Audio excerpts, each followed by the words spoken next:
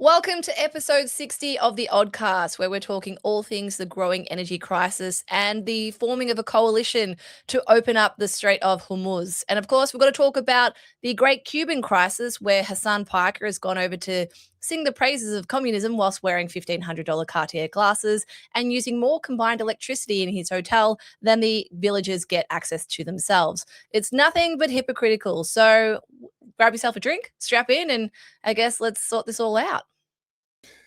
But the question is, what is it that makes the Oddcast? Because we've talked a lot about this. Like, technical difficulties are a defining characteristic of the Oddcast.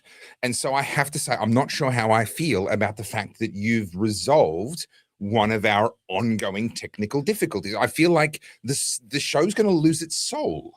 There'll be more. There'll be more. It's like gremlins in the night. So, guys, Topher is referring to the fact that I have figured out why my screen freezes when I swap windows. And it had something to do with the acceleration setting on the browser. But now I can't put pretty backgrounds behind me. So, you win some, you lose some. There's two big problems with this. Number one, the show is losing its soul. Technical difficulty is part of our DNA. Number two, it's one less reason for me to be able to give you a hard time about Max. So I feel like this is we've started the show with some really bad news. We have, but it's great news for me. And also, okay, I know we're meant to get straight into the news, and we will, but I do need to use this moment to tell you about, I've just bought another Mac. I've got two Macs now because G and I are so down the rabbit hole of OpenClaw and agentic AI that we now have two different little computers each. So G started with a Raspberry Pi, and now he's upgraded to like some pleb version of a Mac Mini. I've just bought a Mac Mini, and now we have robots. We are so down into this rabbit hole. It's fantastic.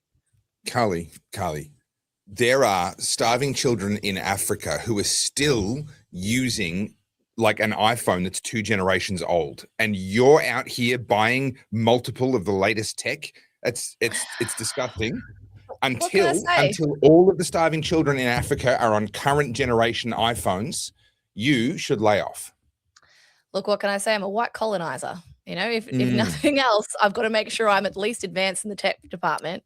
But do you know anything about what I just said? Do you know what OpenClaw is? Are you familiar with this? Oh, so my wife has been watching YouTube videos and on That's the TV dangerous. turned up loud, and I've been avoiding as much as possible because this stuff just hurts my head. I don't like it.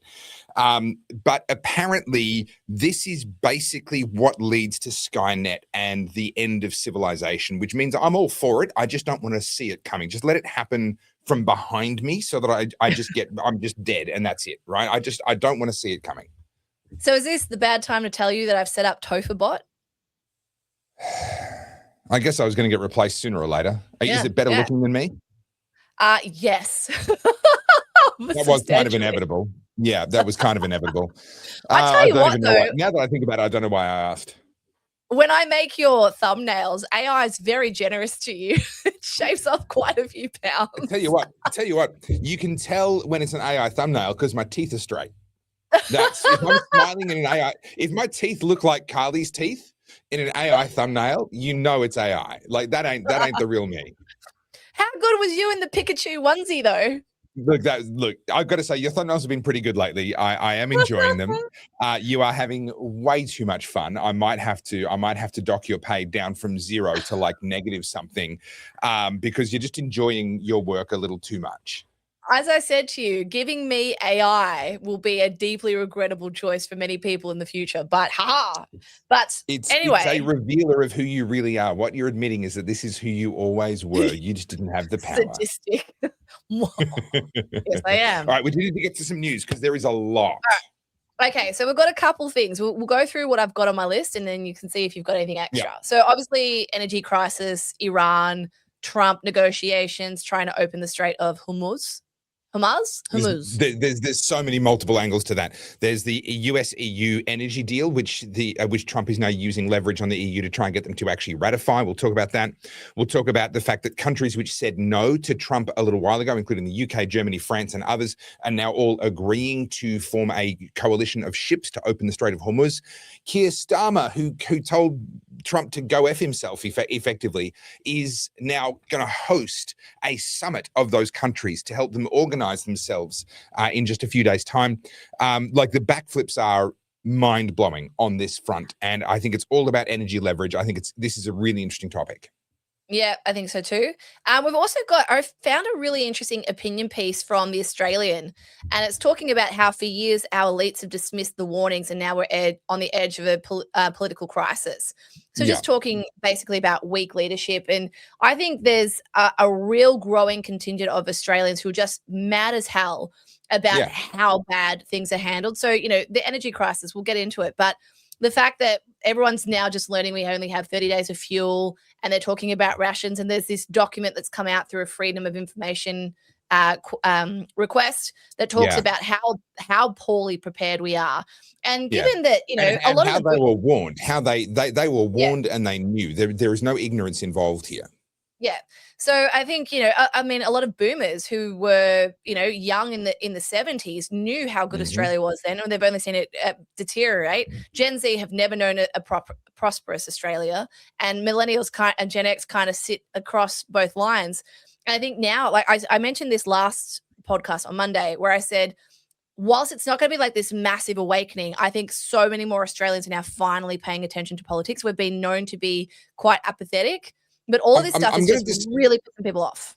I'm going to disagree with you slightly there. We've known a prosperous Australia. We are materially prosperous. And even now, with our standard of living having dropped back by sort of 15 years worth, we are still, by global standards, quite prosperous. But it's always measured relative to how we were. That humans have no ability to measure prosperity in absolute terms. We can only measure it in relative terms. And mostly we measure it relative to somebody else next to us. Or if we're better off than the person next to us, then we actually don't like that comparison because we kind of want to play the victim. And so we compare ourselves to ourselves. And right now, we are less prosperous than we were 10 years ago. And that hurts. And that's a real thing. Like, I'm not saying it shouldn't hurt. It hurts. And so I would argue the apathy, though, doesn't come from the fact that Gen Z has never known prosperity. I would argue that it comes from the fact that they've only known relative stability and safety. And that's actually where the apathy has come from. I'd add another layer of this because I think a lot of it is also Australians, and I don't say this to be rude, but there's an ignorance there. And most Australians have traveled to maybe Bali or the US, or maybe a couple have got, a handful have gone to Europe and whatnot. When we talk about extensive travel, it is sort of a small minority of Aussies who are extensively traveled. And that's not to talk down those people. It's more so it's what they're exposed to, right? So when I say Aussies starting to feel the pressure of their life, the quality of life sliding backwards, the only thing they can compare it to is what they know and what they've experienced. So, when you talk about the boomers, for example, in the 80s and 90s, when they were doing well and they were buying their houses, and, there was that progression in your life. You upgraded your car, then you upgraded the TV, and then, so you could sort of look at your life across a timeline Everything and go, was just getting better and better. Yeah, from your 30s to your 40s. Oh, that's when we were able to afford our second car. From your 40s to your 50s, that's when you were able to go on a good overseas holiday, things like that. Whereas now, and there's a lot of layers to this. This is like a sociology kind of argument as well, is that because we can get access to so much cheaply now, like you've got a TV in every room of your house, everyone's got a smartphone, everyone's got their own personal computer. When you look at like prosperity, we have more than we ever have. Of course, that goes without saying. Materially, we are incredibly prosperous. Yes, for sure. But when you talk about standards of living, that's the accepted norm now. That's the baseline. You expect that everyone has their own car, everyone has their own smart device, everyone has their own laptop, things like that. But what you are seeing is that people for the first time, I mean, COVID doesn't really count. That was an anomaly. But for the first time, people are like, I actually can't afford to do that. Oh, I actually can't do that. Like, I mean, for example, the other day, I know it was a Mac, but buying a new computer, that was the first time I've looked at it and gone, wow, that's a consideration. That's a big purchase. Like the last time I remember thinking like that was back when the internet was finally available into households, and mum and dad went and bought like a $3,000 computer at that time in like 1996. And it came in 20 boxes with like 40,000 floppy disks that you had to install. And I remember that moment, right? And I mean, obviously I've got a child's memory for that. But it was such a momentous occasion. Everyone sat around the dining room table as dad set it up. And, it was like, wow, this is a big purchase. Having just bought a new computer, I hadn't thought about like a computer like that for like 20 years. But now all of a sudden everything's sort of like, ooh, Yeah. Ooh, do you know what I mean? And and I can remember going on road trips with my parents and not thinking about the cost of fuel. And now I'm like, am I going to pay the mortgage, or am I going to fill the fuel tank this month? It's the world has changed very, very quickly, and not for the better. COVID was not the beginning. COVID was a catalyst. It was an accelerant, but the curve was already well established. We have been hurting our own quality of life. We would be letting our politicians off the hook if we simply said it was COVID that did that. No. This is policy. This is destroying our own productivity. This is sucking away our productivity in the form of cost of government and taxation and bureaucrats and regulation and red tape and green tape. This is destroying the incentives for people to innovate and to make the world a better place. And you combine all of that together and you get a decline in the standard of living like what we're experiencing right now. What's interesting to me is we've just had the Australia-EU trade deal get signed, and that's been celebrated. That was just signed in Canberra. Ursula von der Leyen, the president of the EU, was there. She spoke to the parliament. Obviously, Albanese is using it as a photo opportunity and glad handing and all the rest of it. This has been 8 years in the making, and it appears to me to be an absolutely terrible deal that we've signed. Not that it's all bad. Not every single thing in it is bad, but fundamentally what has happened is we've been duped into getting back the things that the EU have taken off us over the last 8 years, and then they're finally given them back to us in return for a bunch of real concessions on our side. So we haven't really actually gained anything. All we've managed to do is reward them for being bullies and for unilaterally withdrawing things from our trade relationship over the last 8 years, with some exceptions, which we can go into later in the show. We've got now an energy deal between the EU and the US, and the EU are playing much nicer with the US than what they did with us. We've got this coalition heading for the Straits of Hormuz. We've got this rise around the world of much more populist nationalist parties that are much more about putting their own country first. And I said last year, next year is the year of the collision. This is we're now in the great collision. And it really feels like we've escalated into this kind of moment of incredible collision where a lot is going to change very, very quickly. You can go for a decade and no history happens, and then all of a sudden in a year, 10 years worth of history happens. I think we're in one of those moments. This year is one of those moments. So and I'm I'm not going to try and predict where all the chips fall. This is going to be a really interesting year for all the wrong reasons. Yeah, I think so too. And I know everyone gets kind of mad that I rip on Australians. I'm not trying to be nasty. I just want to accelerate this whole moment where everyone goes, oh shit, let's pay attention. And I know the audience gets mad at me for doing that, but I really do think that a lot of the issues that we're facing is because of our apathy, because we were like, if things are good enough, why would you pay attention? Why would you care? Yeah. I cannot tell you how many conversations I've had in recent months where people just voluntarily will say, we've got to do something about this government. Things are terrible. Obviously, I live in Victoria, so that's a common phrase down here. But so many of those people who have brought that conversation to me, I don't ask them. I'm not political unless someone engages me. They're like, oh, I never used to care about voting. I just put, 1, 2, 3, 4 on the thing. And I'm like, that's how Daniel Andrews got back in. And they just look at you. I'm like, yeah, ma'am. He was number 1 on the ballot. All those donkey votes, straight to Dan Andrews. Right. You're welcome. That's right. And so the worst thing is they don't know. And it's not because they're unintelligent. It's honestly, it's ignorance and apathy. And so people now realizing the consequence to that ignorance and apathy. Now, just to be clear, when I say you, I'm not speaking to you specifically. I'm talking about generally, like, this is what people don't realize. And we might be preaching to the converted here because everyone's on the same page. But when you go out and talk to average Aussies who aren't as politically engaged, this is the kind of conversations you have. Oh, I hadn't really thought about that. Oh, shit, I didn't know that. Yeah. So again, I touch on it regularly, but I'll touch on it again for any new viewers. There's a thing called rational ignorance, and so when we say ignorance, it's not a pejorative term.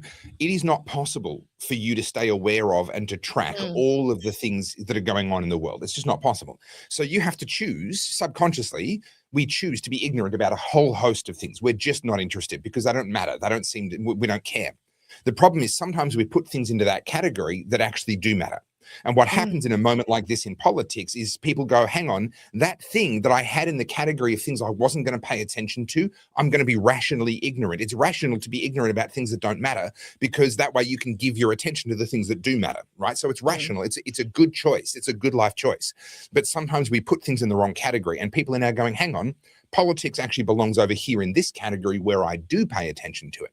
And that's the process that we're in. And we've talked before about the fact that people don't pay attention to politics until it hurts them.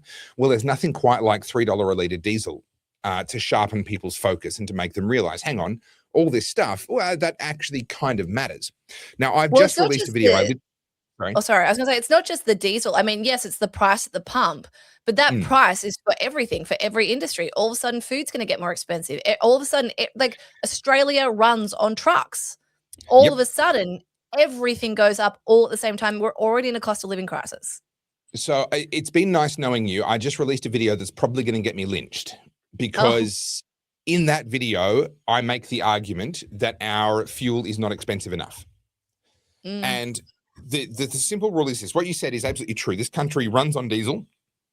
Our farmers, many of them, are faced with having to let crops rot in the ground because they can't get diesel to run the combine harvesters. And you get these large, beautiful paddocks full of wheat or barley or whatever it may be, and you look at it and go, oh, how beautiful, how harmonious, how natural. It takes tens of thousands of liters of diesel to harvest that, process it, thresh it, get the grain out, and then silo that, and then transport that, and then process that into the food products that you and I eat and depend on for our lives. So when farmers can't get diesel, it translates into a food shortage. Now, here's the problem. 80% of our diesel in Australia is used for productive purposes. So this is primarily transport. That's about 45 to 50%. Mining, 20 odd percent. And farming, 10, maybe a bit over 10%, 10, 12, 13%. Only about 20% of diesel usage in this country is people like me who own a diesel-powered car, or people who run a diesel generator or have a boat that runs on diesel or whatever it may be. Recreational use of diesel or personal use of diesel is only about 20%. So if our supply of diesel declines 20%, well, the mining companies have massive contracts with huge penalties if they stop mining, not to mention billions of dollars in loans that they have to keep up with the repayments on. So they're going to buy diesel at any price. And also, here's the bigger thing. They have locked in contracts. They are huge clients for the petroleum industry. They have locked in contracts with guaranteed delivery. They are getting their diesel. The same is true kind of for the transport sector. Either the bigger transport operators, they've got their contracts locked in, or the smaller transport operators buy it at the petrol pump. And we'll get to the petrol pump in just a moment.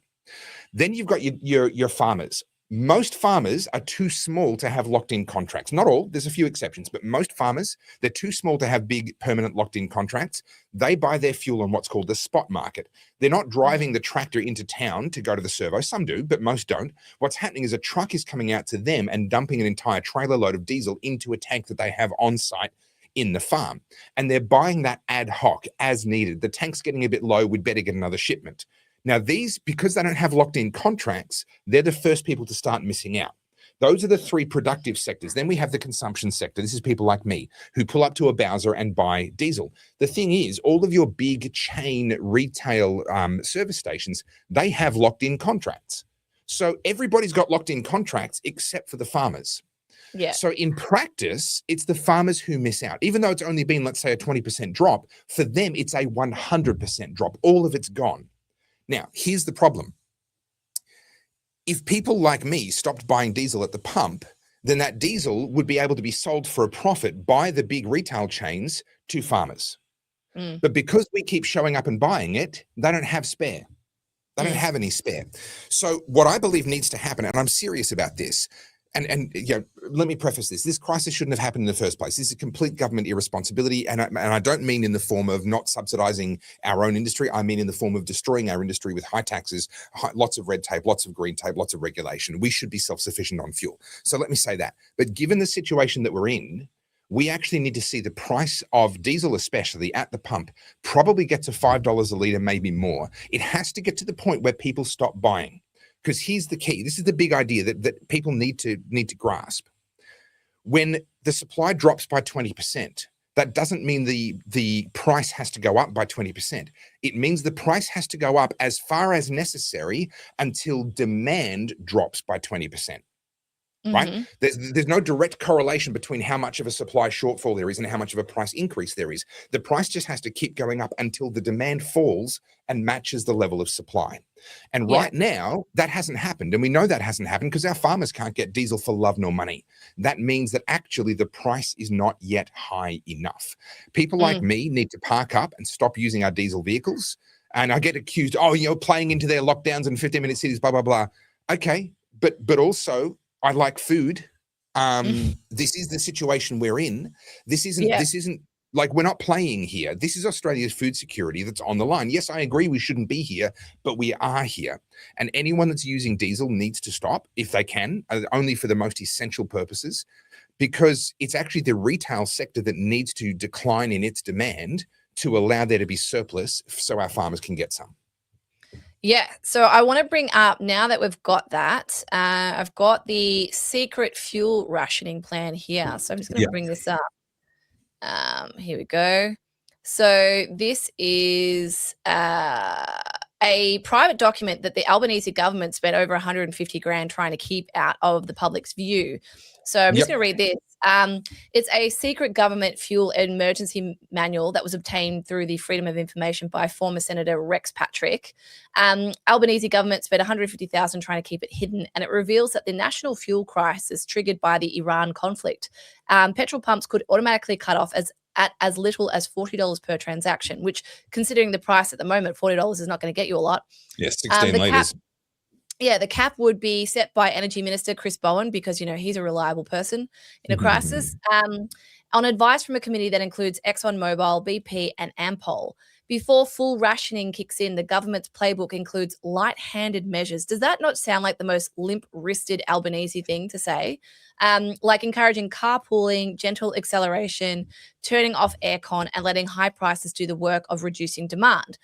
Businesses would be told to plan for up to 50% of fuel cut and for 30 days, and essential services like ambos and police would be exempt, but there's no mention of penalties for people who just drive to multiple servos.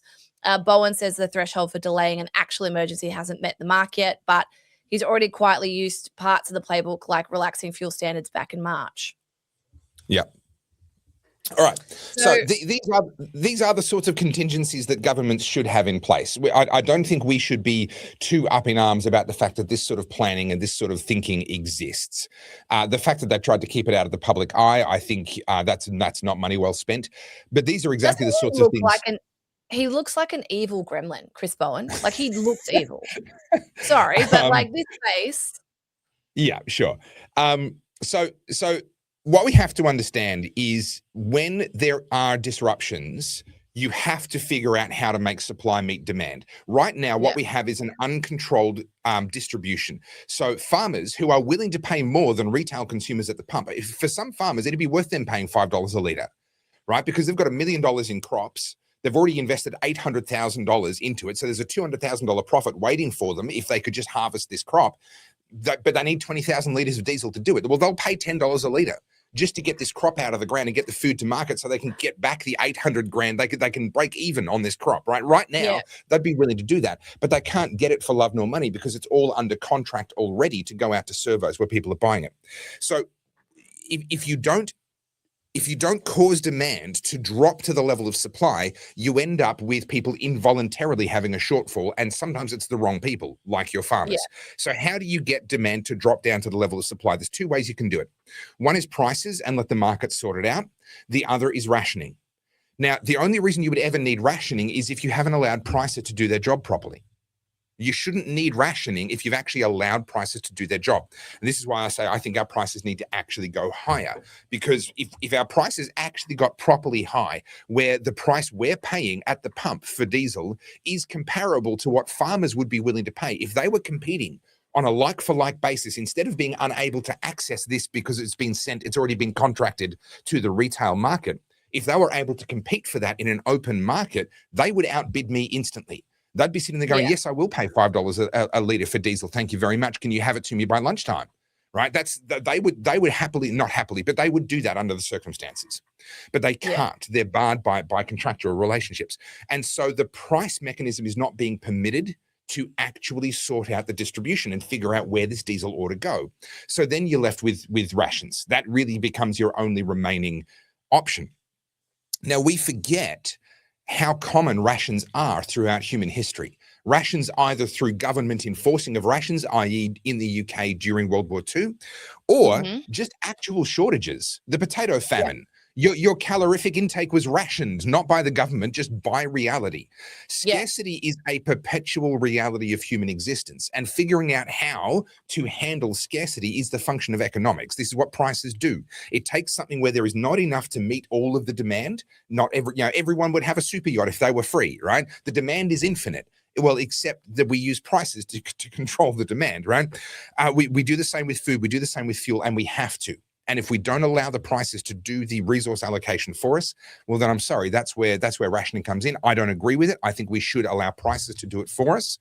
But if they won't allow prices to actually do that because of contractual separation of the different fuel supplies, then yeah, rationing becomes a thing. I'm going to say something controversial, but I think sometimes, and again, a viewer's going to be mad at me, but I think Australians do need this reality check for people who have been so comfortable for so long. You need to understand how easily things can go bad. And COVID wasn't enough. COVID didn't hurt enough people.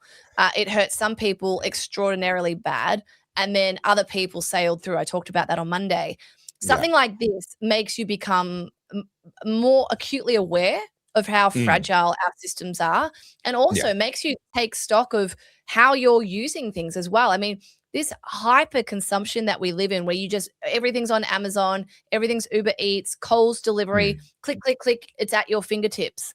This is not sustainable long term. And we always use that word sustainability and throw it around. This lifestyle that we believe we deserve and is our norm has been built on a house of cards. Not to say that there can't be systems built like this, but the fragile ecosystem that we have has not been built properly, and our governments don't support it. That's a more precisely correct statement. Yes, we can live this way, but it's not sustainable the way that we built it. Correct. Yeah. Correct. And all of these things, I mean, Australians finding out that we only have 30 days reserve of fuel, sorry, I'm just trying to formulate this argument as I'm saying it, but you think about, for the last 5 years, we've had the Just Stop Oil people and the Extinction Rebellion people and your Greta Thunbergs talking about oil's terrible.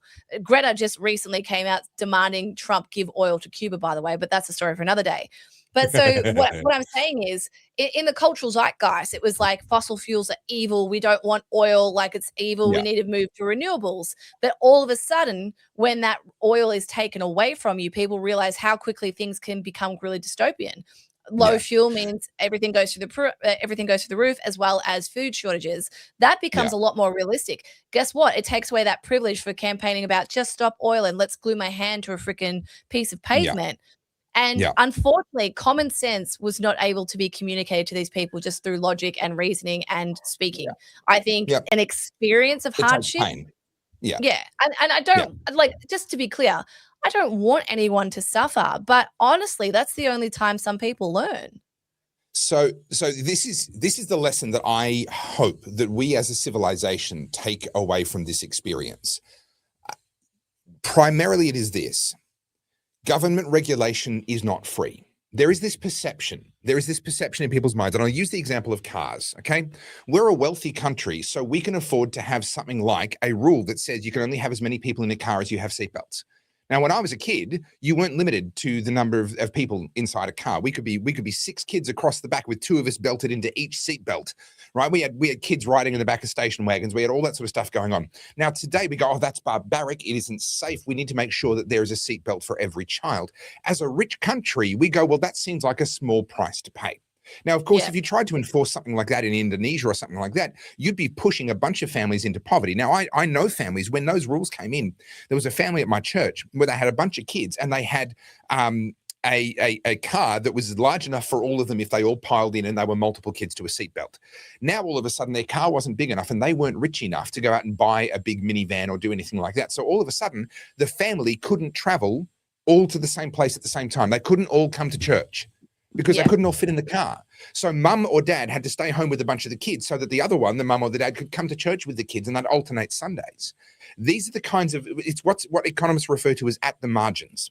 You hurt the people who are at the margins. Their ability to do or not do something was marginal already. Then when you make it slightly harder, all of a sudden they can't. And so what we do as a rich society is we make a bunch of choices that people who are not at the margins can afford. And they go, oh, well, this is fine. We can have all these safety standards, environmental standards. Oh, we don't want a heavy industry with smog and everything.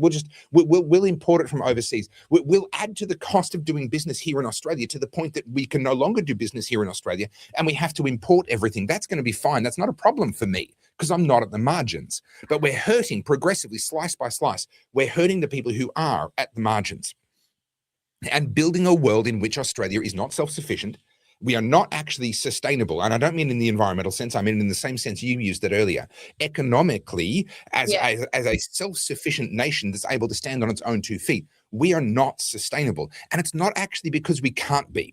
I get accused of advocating for government regulation because I say, well, we should still have an oil and a petroleum industry. We should still have our refineries. And people say, oh, would you want the government to subsidize them? No, that's not what I said. I never said I want the government to subsidize the oil industry.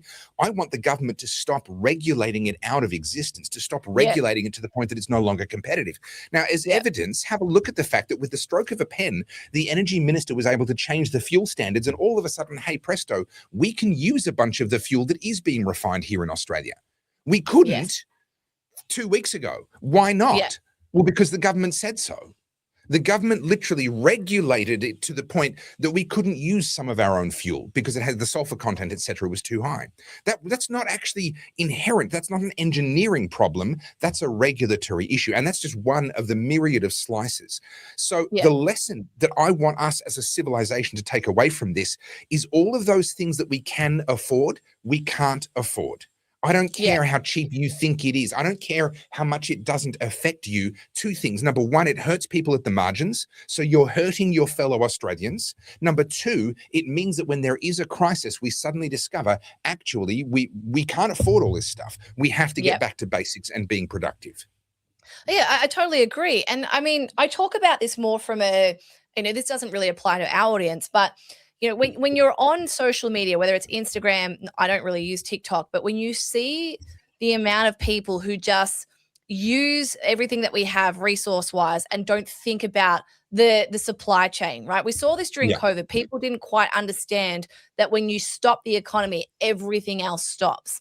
People, kind of compartmentalize and they go, oh, money's evil, bad. And then over here, I want to still be able to go to the supermarket and get avocados out of season, right? Like there seems to be no link between the two.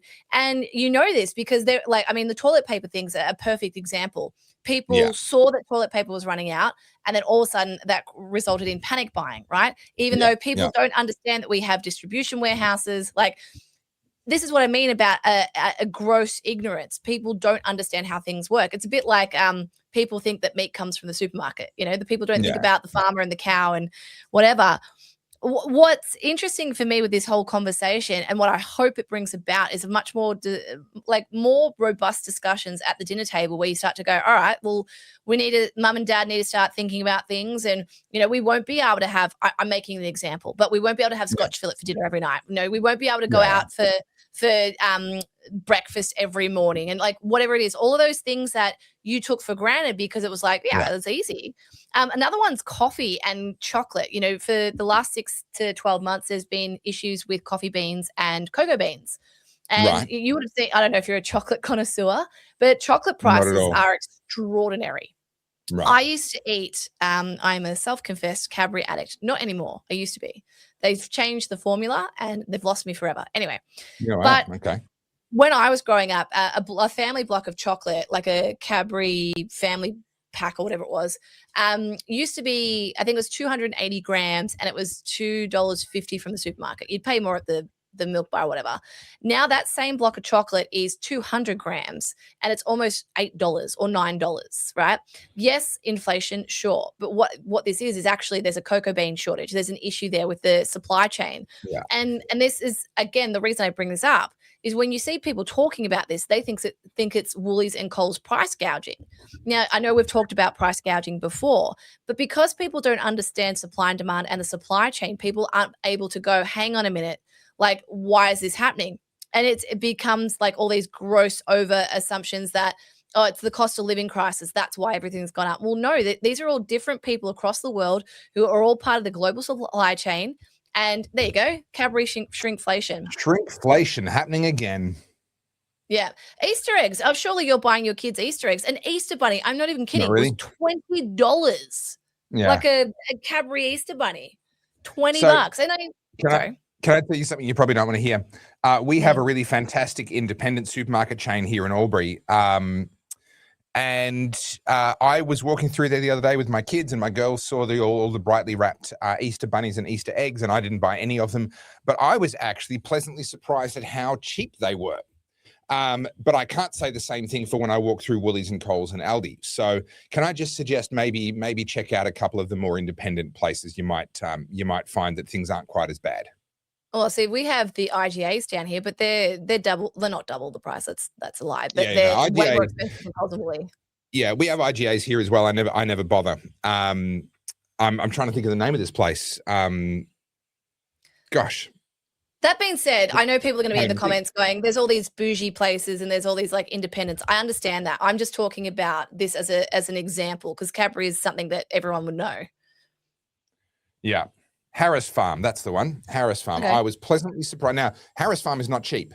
Harris Farm is generally more expensive. It is more of an Aldi price point. Chocolate eggs and chocolate, for some reason, I don't know why, really good.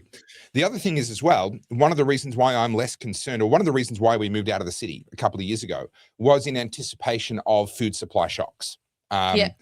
And, you know, I don't want to say I told you so, but I told you so. Like I called it. We're not there yet, but unless something happens in the Straits of Hormuz very, very soon, and that may happen, we'll get to that. But unless something breaks this diesel shortage real soon, then we are going to see a genuine food shortage, not to the point of starvation, but to the point of, empty shelves. You can't get the thing that you went there to get. You're substituting this type of food for that type of food, kind of shortages. And being where we are, number one, I'm a lot closer to where the food comes from. And I know personally a lot of the people who make the food, who grow the food. So my family probably won't starve. But also, there's more sort of independent chains that have a supply chain that is different, that's separate from the supermarket. Now, I think, speaking of those independent supermarkets and so forth, you want to get on Google and find out where they are near you and go and shop there a few times. And yes, it'll cost you a few extra dollars, etc. You want to know these people. You want to know where they are, because when the big chains are getting hit really hard and things start disappearing off the shelves there, it's going to be these niche independents that other people haven't bothered to find out where they are. That's where you're going to be more likely to find something. Well, can I just say, I'm going to be fine because I grew capsicums. This is my haul today. Okay. That'll get us a salad tonight. We're lucky. That'll last you and G about a minute. No, well it's so funny. I grew them, but isn't it funny? Because I was saying to a friend this morning, this is just straight from Bunnings. I bought like little plants, and this is what I got out of it. You think about the amount of fertilizers that's required to get the big ones that you get at the supermarket, and yeah. You take for granted what our farmers do. But guys, it's okay. I've got 2 capsicums. Again, that's the ignorance. It's kind of like, they plant seeds and then they grow. It's like it's free money. Farmers are just getting free money. Well, no. Growing food. So, a little data point for you: the amount of food we are producing per acre now is so high that the amount of farmland in the world is now declining, even though the population is still increasing, and the amount of food per person is still increasing. Right. So we've got more food being grown per person, and the population is increasing, albeit much more slowly than it used to be. And the amount of farmland in use is declining all simultaneously. How? Why? Well, better seeds that are more resistant to pests and so forth, more resistant to drought, more CO2 in the atmosphere. That certainly helps. Better water resistance and drought resistance, better water efficiency, thanks to the increased CO2, but also fertilizers. and better ways of doing a whole bunch of different things. Now, okay, I'm on board a lot of the regenerative farming stuff. You know, Jake Wolke runs a farm up here. He's a friend of mine that he's really into the regenerative stuff. I get that. But the reality is most of our food comes from industrial scale farming that uses chemicals and uses diesel and uses the latest seed technologies and all the rest of it to be able to produce more food per acre than humanity has ever been able to produce before. But it's an enormous amount of work and investment and money and technology going in to those paddocks. And we drive past and we go down the freeway driving along as a city person. We go, oh, look at that field of wheat. That looks really nice. You know, isn't that a lovely, look at the wind blowing the wheat in the breeze. We kind of think it just happens, and it does not. And so when we get to a moment like this is a moment where I hope that a lot of city people are going to have this revelation. There's a simple truth that country people know and city people deny. If the city disappeared, country people would be just fine. In fact, they would probably celebrate. If the country disappeared, city people would be starving in 2 weeks. Right? That's these two groups of people are not the same. Yeah. Look, I think we saw a little bit of this in COVID, right? Remember when you couldn't get flour, you couldn't get all those basic ingredients because everyone was panic buying. You know, there's a level of people who are so dependent on the finished product. They're so removed from any of the processes that they like. I make the joke that people think meat comes from the supermarket. I'm being facetious, of course, but you know, take for example bread. If you ask the average person who didn't jump on the sourdough craze during COVID, can you make bread? I guarantee you, very few would be able to make it off the top of their head. They'd be like, oh, I can check Google. I'd be able to figure it out from Google. Let's just say, like, that's it. You back to square one. You had to do it. Yeah. We're so removed from our basic survival instincts. You know, like, could you figure out a shelter? Could you, what do you call it? Take care of a wound without having to run to emergency. And I'm not saying that you should know all this sort of stuff. I mean, it's obviously helpful. But when you think about someone who lives out rural areas, like someone, let's say they're on a huge farm, they get bitten by a brown snake. Of course, they all know how to deal with it because they don't have the time to get to the hospital, right? They have to. They have to know how. Yeah. Whereas when you're in the bigger cities, in the bigger regional areas, you take for granted the fact that you have a 24/7 ED that you can run to. You take for granted the fact that every morning Coles and Woolies put up fresh bread on the shelves. I think there's a level of this that makes you go, maybe it is important that we're a bit more cognizant of these processes. Maybe those damn preppers had a point after all. All right, now we need to move on.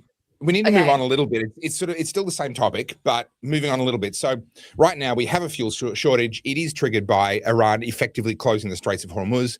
If it doesn't fix itself within the next couple of weeks, then it's going to morph into a food shortage. And when I say fix itself, the Straits of Hormuz, even if they opened tonight, our fuel supply shortage is going to keep going for another 2 months or so while all of that works itself out. When I say fix itself, I mean if retail consumers don't stop using diesel in Australia right now so that our farmers can get it, well, then we're going to end up with it impacting the harvest and therefore impacting food production in Australia. So that's pretty much inevitable. That's kind of baked into the cake at this point. But how does this end? How do we get past this point and into a world where the straits are open again and the energy supply can normalize? Well, you know how Keir Starmer told Trump that he couldn't even use UK soil and air bases for any of his strikes on Iran, and how Germany and France and all the rest of it basically told him to F off.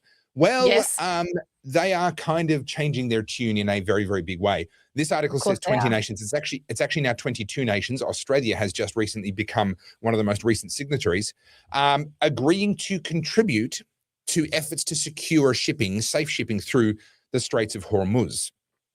Why the change of tune? Well, there's a few things going on here, but actually one of them, and it's going to take me a second to bring it up.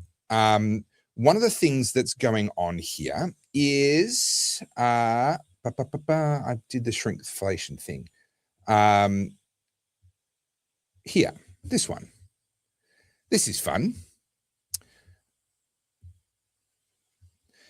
The US warns the EU to pass trade deal or risk losing favorable access to liquefied natural gas. Now, this is a trade deal that was negotiated in July last year, and the EU have been dragging their feet on ratifying it. It goes up for what's meant to be its final vote on Thursday of this coming week. Now, if you want to be a believer in Donald Trump 5D chess, right? And I'm not necessarily. I think he's a very good dancer. I think he's light on his feet and he can adapt as the world changes around him. But I think some people prefer to view it through the lens of him being this master manipulator tactician who saw the whole thing in advance. Okay, and look, you do you. But if the US wants to become an energy superpower, which Trump has made it very, very clear that that's what he wants, then what he wants is for people to be dependent on the US for their energy supplies. That's what gives him the maximum leverage. It's one thing to be producing lots of energy, but if you're just producing lots of energy into a world that has abundant energy supplies, then that just drops the price and you don't get a lot of leverage for all of the energy you're making. If you're producing a lot of energy into a world that has an energy shortage, now you've got leverage.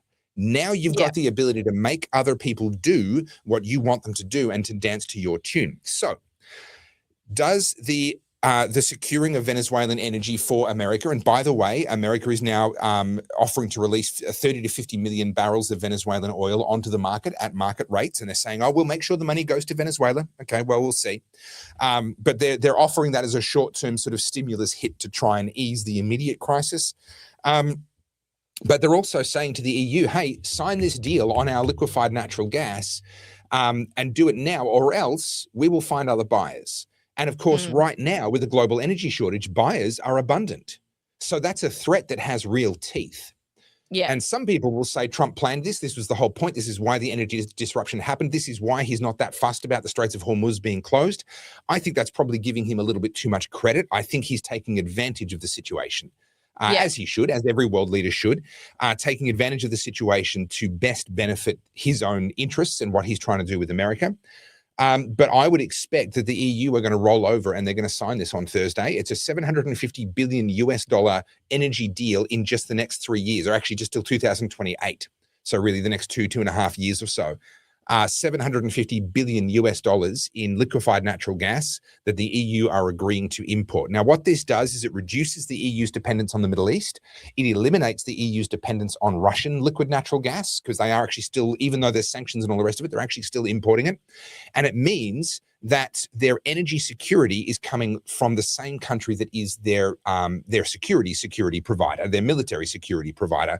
Whereas up until now, they've had a military security partnership with the US and an energy security partnership with the Middle East and Russia. And so EU's been divided between those two worlds.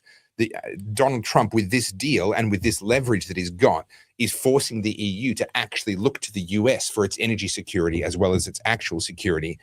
And I don't know, is this a genius move that he saw coming, or is this just him being a good dancer and being light on his feet? I think it's the latter. But at any rate, I think Donald Trump is going to get whatever he wants at the moment because of the energy crisis. Yeah, look, and it's interesting because we got mixed reactions to our podcast on Monday. I mean, at this point, everyone seems to be divided between, and I mean the left and the right side of the aisle, where you stand on Israel and also where you stand with Trump, right? And I, as I said on Monday, none of us actually know.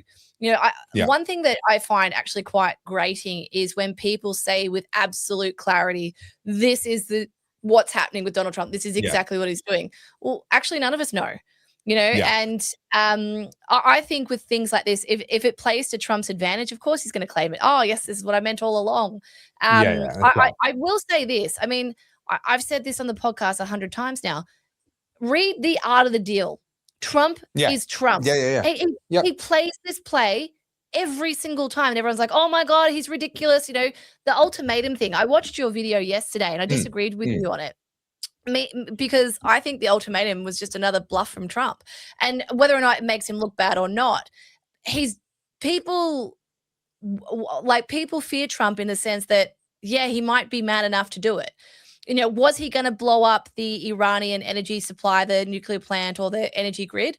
Probably not. But also, it's Trump. I mean, he might. Do you know what I mean? But that's exactly why I think it hurts him, is because he didn't follow through. He's now backpedaling and saying, oh, we'll give him 5 days. We're in negotiations. The Iranians are like, what negotiations? We don't know about any negotiations. Like, I don't think this helps to build that image of Trump could do anything. I think if anything, it actually hurts that image. Well, I mean, we don't know what's going on. Maybe he is talking to someone from Iran. They're not like, and I guess someone made a comment, and I think it was worth addressing as well. They're like, you and I talk about propaganda from the other side, but we don't talk about US propaganda. Sure. Of course, it's propaganda on both sides. And it's propaganda that's in the interest of the government trying to get leverage over their adversaries. And there's also propaganda that they use to sort of quell any dissent from their own citizens. I made mention on Monday of a propaganda YouTube channel, which is it's blatant US propaganda from the military. As I said, Pete Hegseth has to be behind it because it's all this like brouhaha, everyone flying in F-18s and all the cool military gear that they get access to. There's no way this random YouTube kid just gets access to military bases like this. So that's an instance of propaganda that's used by the US government to try and incite, some excitement in the youth to get them to want to join the Marines or, go into the Navy. So that's one version of propaganda. The next one is this is how I look at it. Trump has so many enemies in the media and also in Parliament, from his own team as well. Congress, yeah. In Congress, there's a lot of people on Trump's side, the Republican Party, that dislike Trump. He's currently going up against Thomas Massey and Marjorie Taylor Greene and things like that. But there is definitely a potential here that Trump is sowing different seeds to different people to see what filters out into the media, what makes the headlines, and then he's sort of, figuring out who's on his team, basically. That's what Trump has been known to do in business, plant those seeds and see where they grow and go, aha, that's where the leak is. When it comes to the Iran stuff, I think it's too quick to jump to conclusions to know what he's doing or who he's negotiating with. Sure, but it's also like we're sitting here experiencing the repercussions and the results of what he's doing. And so I think it's important for us to be trying to understand it and trying to see what happens from here. I've removed it now, but I just had up there the UK have now agreed to lead this coalition of countries that are going to go and secure the Straits of Hormuz.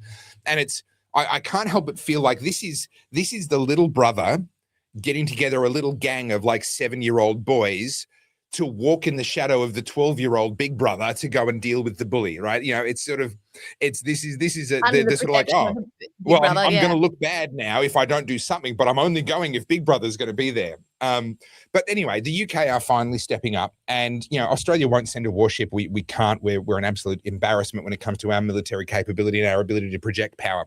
But it does appear, so the UK are talking about sending a couple of minesweepers and maybe a couple of other ships, a couple of destroyers, which will have anti-missile capability, Type 45 destroyers, which will have anti-missile capability and anti-drone capability. So that will help with the security of the strait. The minesweepers obviously there in case the Iranians do lay mines, which I don't think they'll succeed in doing if they were to try. I think they'd get destroyed, as soon as they were detected.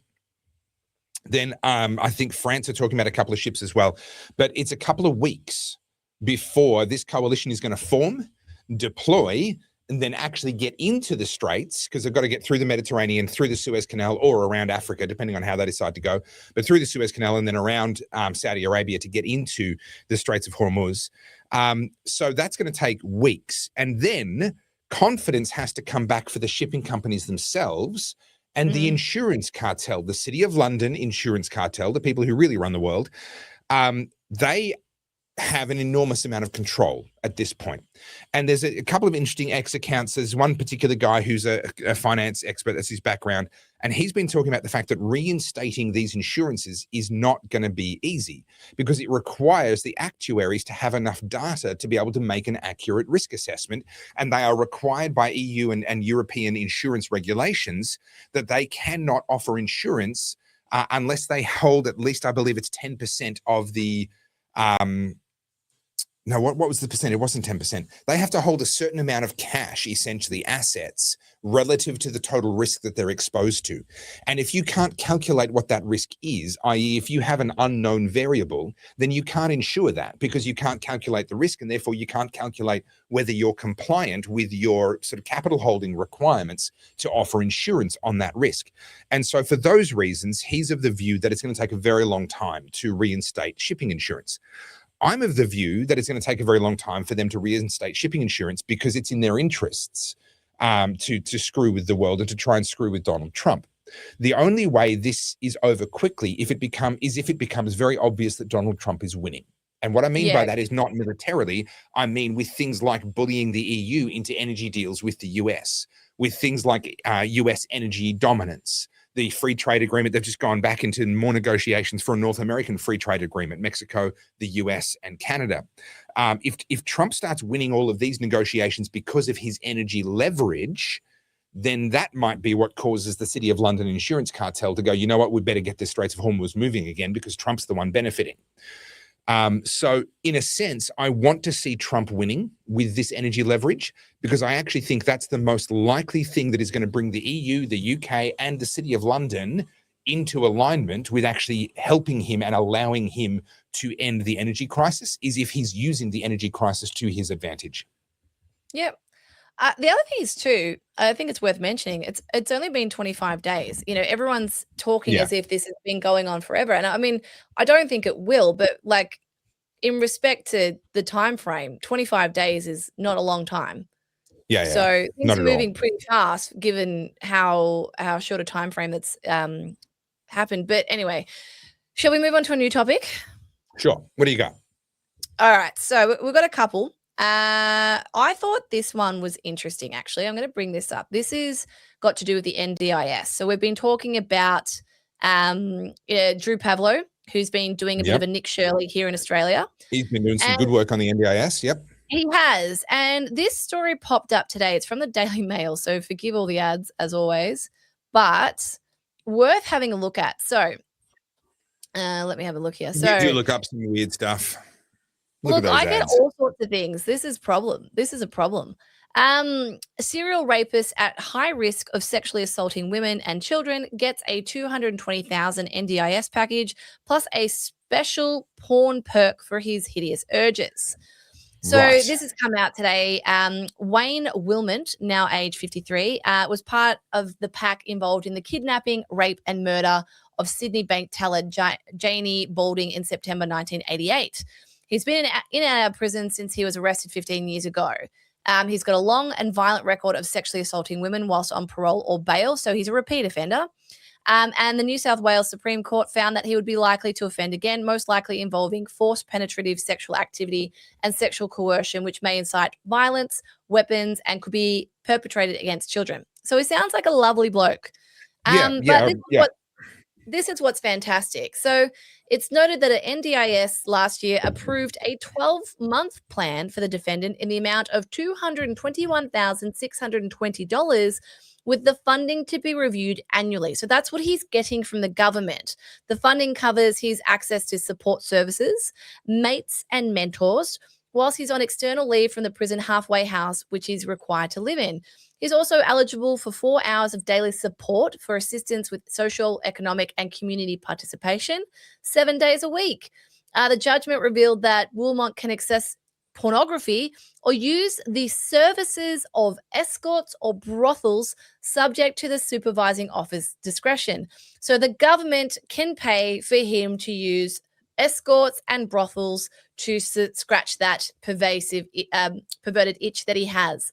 This is the kind of shit that people are getting access to from NDIS. I keep going. It's really fucking sick. So, and what's interesting about this story and this topic in general is obviously we've said this. I feel like it goes without saying, but I'll say it again for clarity. Yes, there are people that need assistance. Understandable. Sure. Yep. We do not disagree on this. But this blanket approach, this anyone can access this, anyone who's got some kind of little trauma or who can manipulate their GP into saying that they have some kind of ailment is accessing hundreds of thousands of dollars of taxpayer funds to go and live this life using brothels and escorts because they're a perverted bastard who should be in prison. Like, this is taking the piss. First question, the murder that he participated in happened in 1988. How come he's even free in the first place? Right? That's first question. Like, how do you not get 40, 50, 60? Like, how do we let you out in the first place? Secondly, he gets let out and he starts offending again. How does that not just result in indefinite detention? Thirdly, he's a repeat violent offender, was participated in a murder, and now he gets better treatment than a pensioner who has spent their entire life obeying the law and paying their taxes and now has to get by on some, pretty minuscule amount of money, especially with the way the cost of living is going up at the moment. Whilst this guy is getting his rocks off on the taxpayer's dime. What I would hope to see happen here, and again, unfortunately, sometimes people have to get hurt before they care. While everyone's feeling like economically they're doing pretty well, I don't think people cared too much about government spending, whether it was being well used, who was rorting it, that sort of stuff. But once people are hurting and once people are having to tighten their own belt and say, well, I can't even have the basics that I need because I can't afford them right now, and yet that's how you're using my taxpayers' money, I think people get a lot angrier as a result of that. And I would hope, I mean, I think Drew Pavlou is doing wonderful work, and there's the other guy with him as well. I want to just bring this up to answer your point, because I think it's worth knowing. So Wilmot, who was a teenager at the time in 1988, was out on bail. How does that sound familiar? Mm-hmm. And 3 other males aged 14 to 22 kidnapped Miss Balding at knife point from the Sutherland Railway Station car park at about 6 p.m. The 20-year-old was forced into her own car and driven down the M4 motorway by Wilmot to a remote spot in Western Sydney where she was sexually assaulted, hog-tied and gagged. Miss Balding was then carried to a dam where she was held down and drowned. The gang stole the jewelry off her body and withdrew cash with her bank card.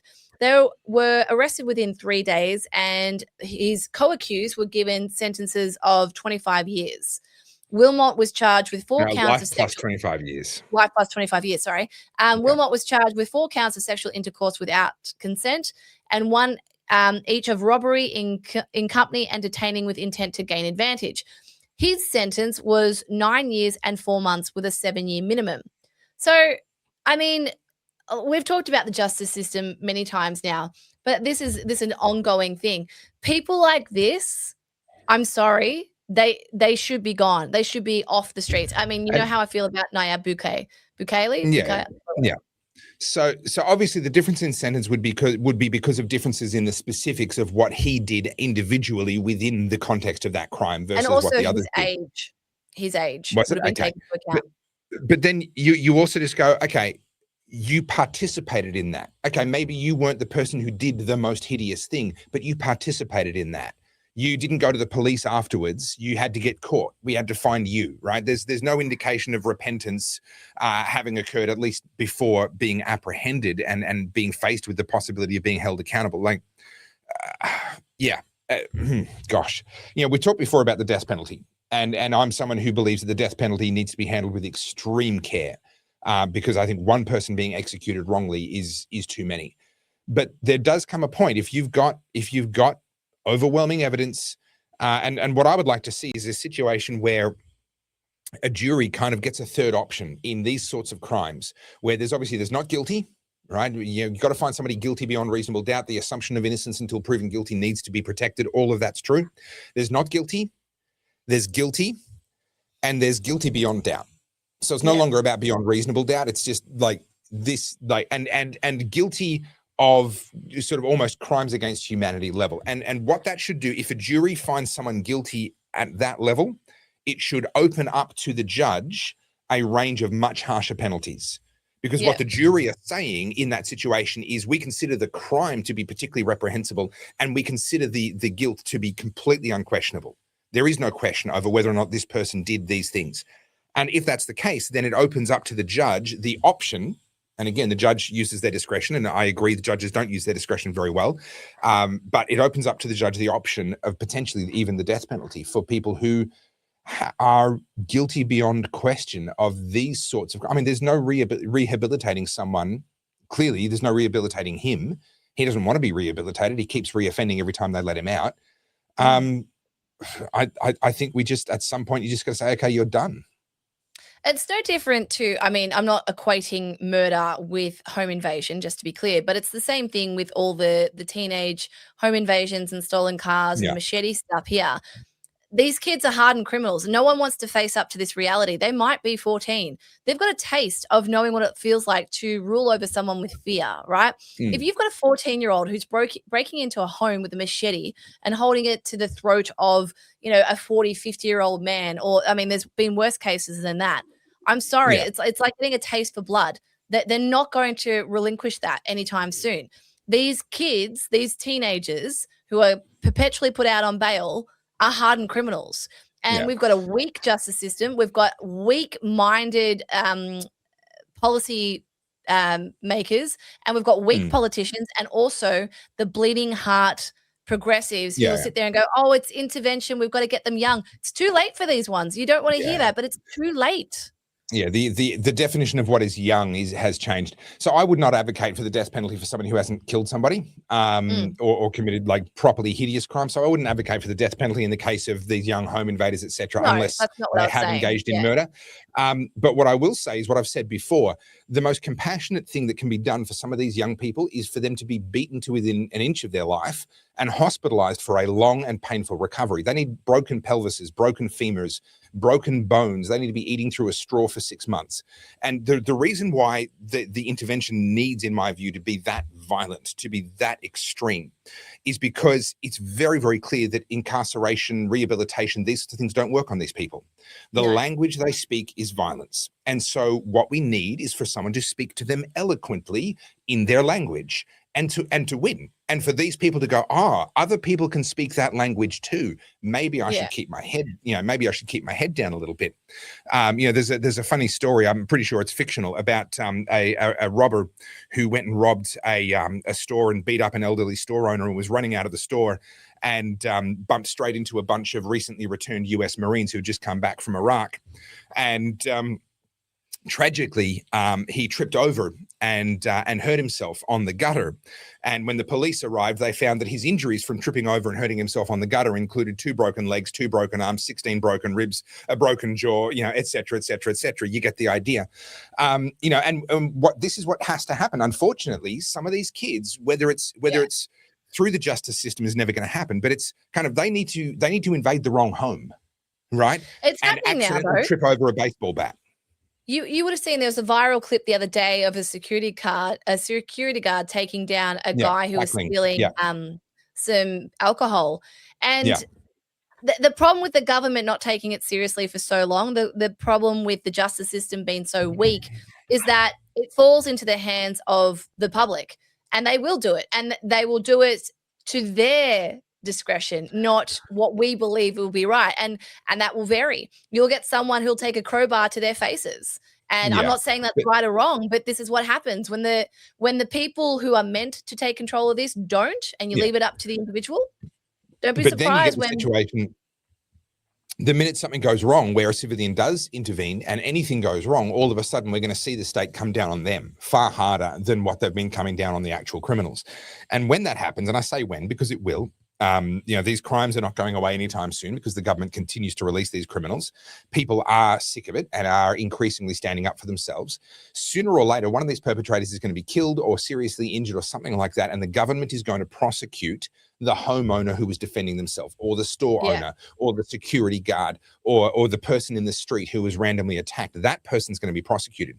And that needs to be the catalyst, or that needs to be the lightning rod around which all of us gather, so that there is an outpouring of public disgust directed at the justice system, at the prosecutors, at the police, at the government, at everybody, to say, if you follow through with this, like, it's not just going to hurt you electorally. This is the stuff that revolutions get made out of. Like, we need to actually escalate it to that level, not that we become violent, but that they understand this is a line you don't cross. You don't prosecute law-abiding innocent people for the crime of protecting themselves, their loved ones, their families, their businesses, their homes. And if you do, there is going to be a world of trouble, the like of which we haven't seen in Australia before.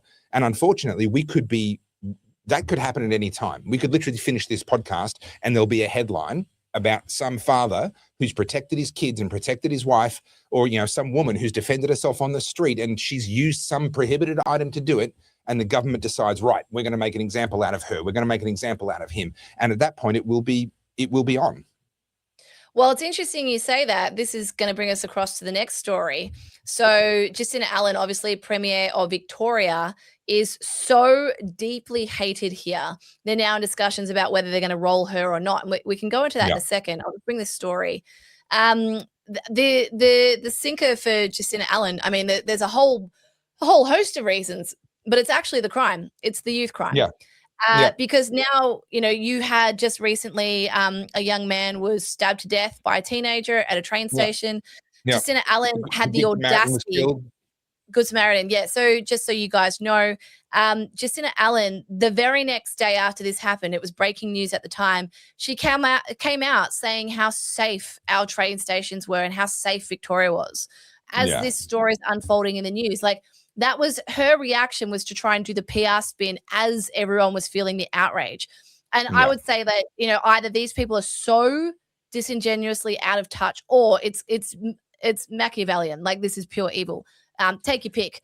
For Jacinta Allen's team to advise her that was the right strategy, I mean, these people just unconscionably evil at this point. And then she went to the scene of the crime and gave it the fake tear, which is just like disgusting. I hate this woman. I'm so happy to say that on air. I hate this woman. She is so repugnant. But she's now facing a leadership crisis. And obviously last week she came out saying, oh, that's just some jibber jabber. It's not real. It's not, you know, there's some squeaky wheels. Good luck. And of course, you know, where there's smoke, there's fire with this sort of stuff.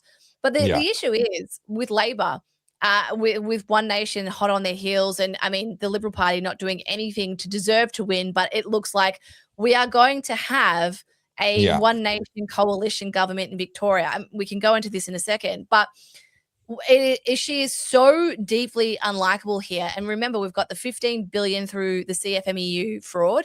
We've got the failed Commonwealth Games bid that was almost $1 billion by everything was said and done. The youth crime, the teachers' protest that happened yesterday. I've got that as a story here as well. 35,000 Victorian school teachers marching, and some of their slogans, man, we'll get into that. So now this is the most progressive premier in the state. She's the most well-paid premier in the country.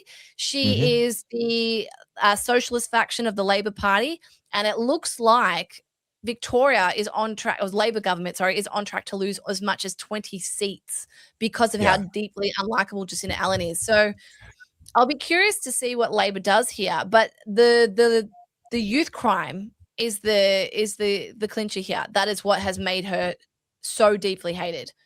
Because it's every day. It's to the point now where you don't even bother talking about the stories. They're every day. Another car was stolen from a neighbor up the street the other day. Home invasions every night. The police air wings above the city, you know, trying to track them down. They're killing themselves on the road. And on top of that, you've also got these e-bike and petrol-powered mountain bike, like kids running around with these. Well, I'm going to call them high-powered bikes because, you know, it's more high-powered than a pedal bike. And two of them rode into the back of a bus the other day, kill themselves. Look, on that, here's the funny thing. I mean, there were petrol-powered scooters and bikes when I was a kid. There, you know, some people had them. We need to worry less about the electric bikes and the petrol-powered bikes and more about the fact that we've raised a generation of fucking idiots. People who will go and actively hurt other people and will go and do really stupid things to hurt themselves. Now, part of it, though, is we actually have to allow young people to have risk in their life again. Part of the reason why they get on a high-powered bike and go screaming along with no regard for their own safety is because they weren't allowed to break an arm when they fell off a piece of play equipment when they were a kid. They never burnt themselves on a stainless steel slide because they didn't think about the consequences of their actions. And because we protected them from all of that for so long, when they actually get a little bit of freedom, they get out at 13, 14 years of age, finally they can just tell their mum to F off and they can go and do what they want, etc. They have no capacity to actually regulate their own urges, their own impulses, to assess the safety and the danger associated with what they're doing. And so they go and paste themselves on the back of a bus. I don't particularly weep for them. You know, maybe that's harsh. Maybe that isn't. I don't know. I think we need to allow young people to have danger in their lives. I think the obsession with focusing on the scooters is actually misguided. We need to let them have danger in their lives, but we need to look at ourselves and look at the parents and look at the state and the regulation around what parents are allowed to do and say, how is it that we've raised a generation of kids that is so effing stupid and irresponsible and violent towards others? They're not channeling their energy towards hotting up cars and, you know, legal street dragging and, you know, going camping and hunting and this. They're channeling all their energy towards really destructive stuff. And I have to think that at least in part, that's because we've taken away a lot of the constructive outlets out of the lives of young people today. Well, I wouldn't disagree with that at all. But then you have documentaries like The Manosphere saying that men who are trying to encourage masculinity are corrupting these young kids, and that's why they're behaving the way they do. It's interesting. I was at an event yesterday. I was the photographer, but obviously I have ears. I hear what they're talking about. And it was a pediatric association. And I was there last night. I'm not going to say who or why, what was going on. But apart from the fact that as I was taking photos of them, they were talking about giving more weight to the children's voice. Because at the moment, it's the parent, the guardian that has all the weight. Now, there's obviously an argument for that, for sure. Like the kid knows what they're talking about. But there's also that argument of like, well, also the parent needs to be able to parent. And it was just interesting hearing this, because I would say that it was a fairly progressive room, and hearing the way they spoke about it, I'm like, I would say you've gone too far. You need to come back the other way. I didn't say a thing, of course, but you know. Now, I just want to come back a little bit here. This is the latest poll. This is a polling group called Freshwater. I'm not really familiar with them. Reported by Ozpol6 on X. I recommend you give them a follow if you're into this sort of stuff. Now, interestingly, it's a relatively small sample size, only 1,000. It's Victorian state, so you need to differentiate between state and federal because it's not a direct overlap. And it actually shows One Nation not quite as far up as what other polls have done. So we're looking at the LNP on 30%, ALP on 27%, and One Nation on 20%. Now, what that would almost certainly be enough to do, though, is to make it so that no one party has an outright majority in the lower house. You would end up with a situation where the LNP would have a good number of lower house seats, the ALP a good number of lower house seats, and probably One Nation holding the balance of power. So even though One Nation on this poll wouldn't be as big, they would be the partner that the LNP have to negotiate with in order to form government. And I can't imagine the LNP wanting to negotiate with Jacinta Allen, no matter how much they may hate One Nation. I think negotiating with the ALP to form a coalition government with the ALP would be suicide for the LNP, with the federal election only another year or so away by the time this state election happens. So I do think, and look, this is actually a pessimistic poll from One Nation's point of view. Other polls have been a lot better. So I do think it's looking really strong and is looking very much likely that Jacinta Allen will lose her spot as the Premier in November. Oh, God, we can only hope. Honestly, I feel somewhat optimistic about it, but at the same time, you know, I'm also a little bit dubious because Daniel Andrews was re-elected a third time. So yep, I hear you. I mean, I literally stayed in the States specifically to try and help get rid of him, and that didn't work out, did it? Well, I think so many people who aren't Victorian have written Melbourne off, and I know that. I do hope that should things change for Victoria in November, Melbourne or Melburnians will be leading the Renaissance. I do hope that. That's a big ask. I know. That's a big call, Cotton. That is a bold move. It is. I do think. Okay, I'll give you an example. I'm not just saying this because I'm, you know, full of hot air, even though Topher will disagree. Okay, so I'll give you an example. We have got some people, like well-known Melburnians, who are just chomping at the bit to be able to do stuff, right? So Grant Denyer, you know who Grant Denyer is, right? Yeah. Former V8 Supercars driver turned Channel 10 television host after, I think, his second massive crash that re-injured his spine. And he was told, if you have another crash, you'll probably never walk again. I didn't know he was in cars at all. Had no idea. He was V8 Supercar driver, yeah. He was the weatherman and stuff, wasn't he? Yeah. So that's what he became. He was pretty handy. He wasn't, you know, who knows what his career would have been, but he was handy. He was good enough to be there, but he was a little bit crash prone, and two big ones was enough. Anyway, there you go. Learned something new. He's come out criticizing the government and saying, like, you know, something has to change. This is ridiculous. You've got David Hughes, who's coming out. Hughes is a lefty, right? Dave, the radio host. Yeah, okay. Yeah, the comedian. But you've got the Sushi Mango Boys, who they're conservative, but they don't openly say it. But you know enough from the way they were during COVID. They're coming out. So these guys, so the Sushi Mango Boys, for example, they are desperate to revive Lygon Street back to the Italian little metropolis that it was, right? Little Italy. Yeah, they've got their restaurant there. They've just opened a sandwich thing, and they're trying to bring people into Lygon Street. So that's one part of it. You've got what's his name, Grant Smiley, and another DJ who used to be the powerhouse names for the Melbourne club scene. Melbourne clubbing's dead. They're trying to revive that. They can't do it with Labor in power. So you've got all these people. You've got Chris Lucas, who's the spearheader for a lot of the hospitality stuff in Melbourne. All these people who want to do something, they just need a change in government. I mean, obviously some of them are already doing stuff, but what I'm saying is there is definitely a desire there. The second it's a possibility for people just go, right, let's invest back in Melbourne. But it can only happen if we lose the Labor government. But here's the next problem you run into. So I had this conversation with my wife a little while ago, and she was kind of like, okay, you talk about politics all the time. What would it take to fix it? I said, here's the harsh reality. You would have to simultaneously have a federal and state government that want to actually dramatically reduce regulation, red tape, green tape, taxation, government spending, etc. Because here's the problem. If only one level of government does it, let's say we get a new government in Victoria and there's a whole bunch of deregulation and people can now, they can breathe again, they can build businesses again, they can do stuff again. That's great.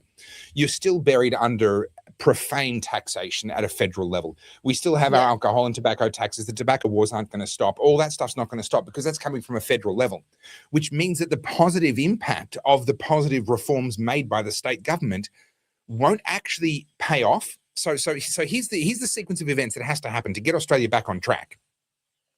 Number one, radical deregulation that allows economic growth. Now, this deregulation does two things. It reduces government spending because regulations impose costs on the government to enforce and to uphold those regulations. Number two, massive improvements in private sector productivity because those regulations were costing the private sector money to comply with, but also were costing them opportunity cost of other things that they could have done and opportunities they never got to exploit. So massive deregulation reduces government spending and increases the private sector. So now we're making more money in tax revenue without raising taxes, right?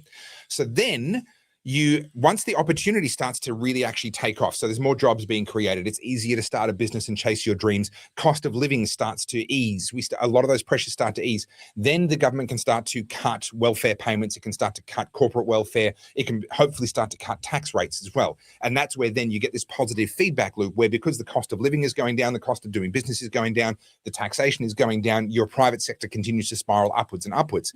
But the crucial thing to maintain public support for that program is that even people on welfare have to feel like their lives are getting better. How do you do that when you're cutting the welfare? Well, you have to make sure that they've got opportunities, that their lives are not actually being made miserable and hard, and that you do that through the deregulation. So it all starts with the deregulation. But if you only deregulate the state regulations or only deregulate the federal ones and all of the other ones remain in place, that upward spiral is very unlikely to ever materialize. And so what happens is you get the deregulation, it doesn't have the desired result, and everyone says, well, that doesn't work. So it is a bit of a catch-22. We need Victoria to have a much better government that believes in the free markets and deregulation and all of that, absolutely. But we actually need that to happen at the same time as the federal government. It's not like it is in Argentina where they've really only got the one layer of the federal government and then they've got counties, but they don't really count for nearly as much. And so Javier Milei coming in at the top and doing what he's done has had a really dramatic positive impact on the whole country. It isn't like that in Australia. We've got a massive entrenched problem at two separate levels. And if we don't fix them both at the same time, then we're potentially going to create the perception that the reforms didn't work. Yeah. I hear you. I know. Sorry, but you know. Do you know what? I'm going to give you it's not a tangent, but it's more sort of a continuation. But Punter's Politics put up a video today that I definitely agree with. I'll pull it up just so we can see. Oh, did you see it? The ABC one? Yeah. No. Hang on. Let me pull it up. This is not what I had planned, but I actually thought this was a good video. Okay. So it's not just you. Our politicians are actually getting worse.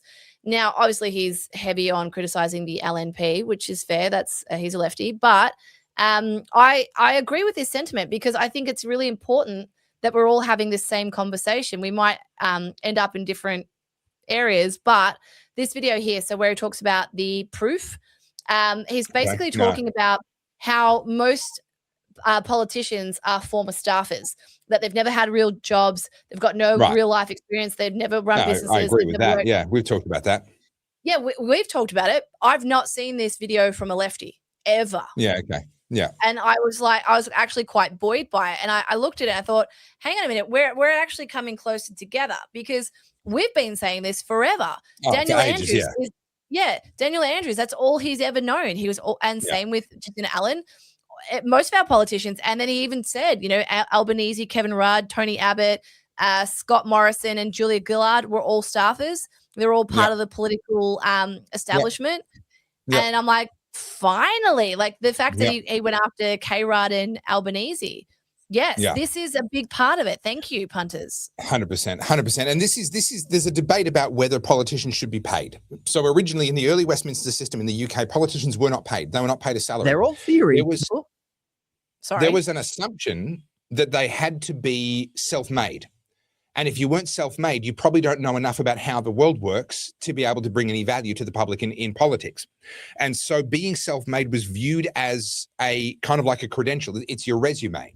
You know how the world works. You've brought value to society. And so now you can give back and become a politician.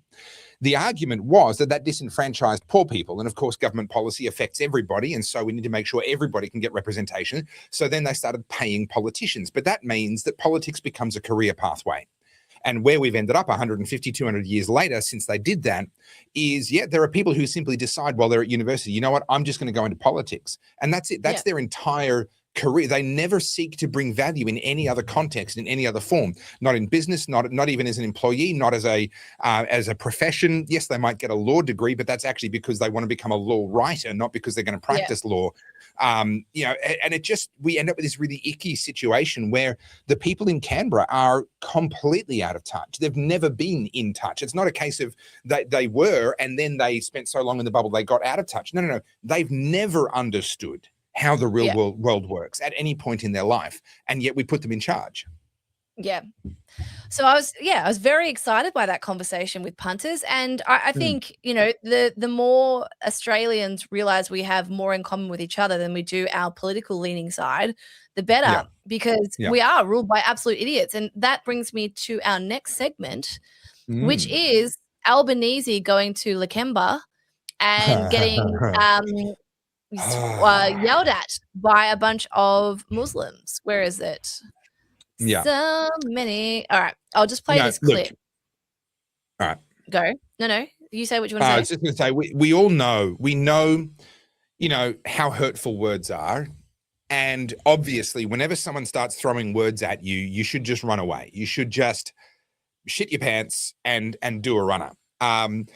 As opposed to bullets are far less dangerous. And so that's why we saw Donald Trump have a bullet pass by his head and take a chunk out of his ear. And he stood up and said, fight, fight, fight. That's because bullets aren't really that risky. They're not that dangerous. And it's completely appropriate that our Prime Minister, the Australian, the courageous, independent Aussie, because that's what we are. Well, of course, the minute words started being thrown around, you just got to get out of there. I mean, you can't take that risk. Yeah, so for those of you guys who don't know what we're talking about, basically Albo went into Lakemba to go obviously recruit some Muslim votes, and it didn't go exactly as he had planned. And I think I said this on Monday. He's now hated by everyone because he's been trying to pander to a minority, and he's basically pissed off everyone. He can't win, and it's the same with Jacinda. But on this, I mean, I thought that contrast was stark, right? So Donald Trump gets almost assassinated. This is the thing. Trump didn't have minutes to think about the right PR approach here, right? Yeah, that's right. In the moment, Trump's instinct was to stand up, even though his bodyguards and the Secret Service are trying to save him. His instinct was to instantly put his fist up and say, fight, fight, fight. Yeah. That's how you know that Trump actually is not a coward. You don't have to like him. I'm not trying to convince you to like him, but Trump's instinct was to fight. Okay. Yeah. Albanese, he's in it's a hairy situation. I'll play the video in a second, and you can see his face. He looks scared. And all I can think of, if you are the leader of this country and you look like a fucking little child, ooh, mommy, help me. I'll play it in a sec. That's his reaction. He's genuinely scared. You can see it on his face. He can't even hide it. And then, of course, he's ushered out of there. So let me play it. Yeah. Now, before you play it, can I make this point? Albo trades on his from the streets, from the commission housing sob story, right? Does this look like a man who grew up rough? Is this how a man who grew up rough responds to the potential for a confrontation? He looks like a little mummy's boy. Let me play it for you.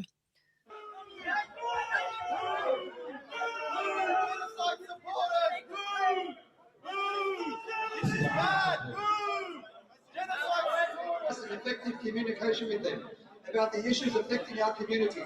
Rather than politicians through our place of worship. Respect the place you're in, please. This is a mosque. 1 billion. It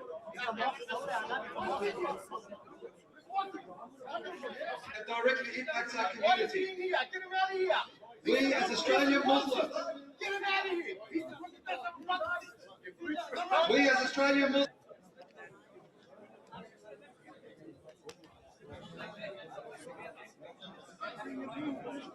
Little worm.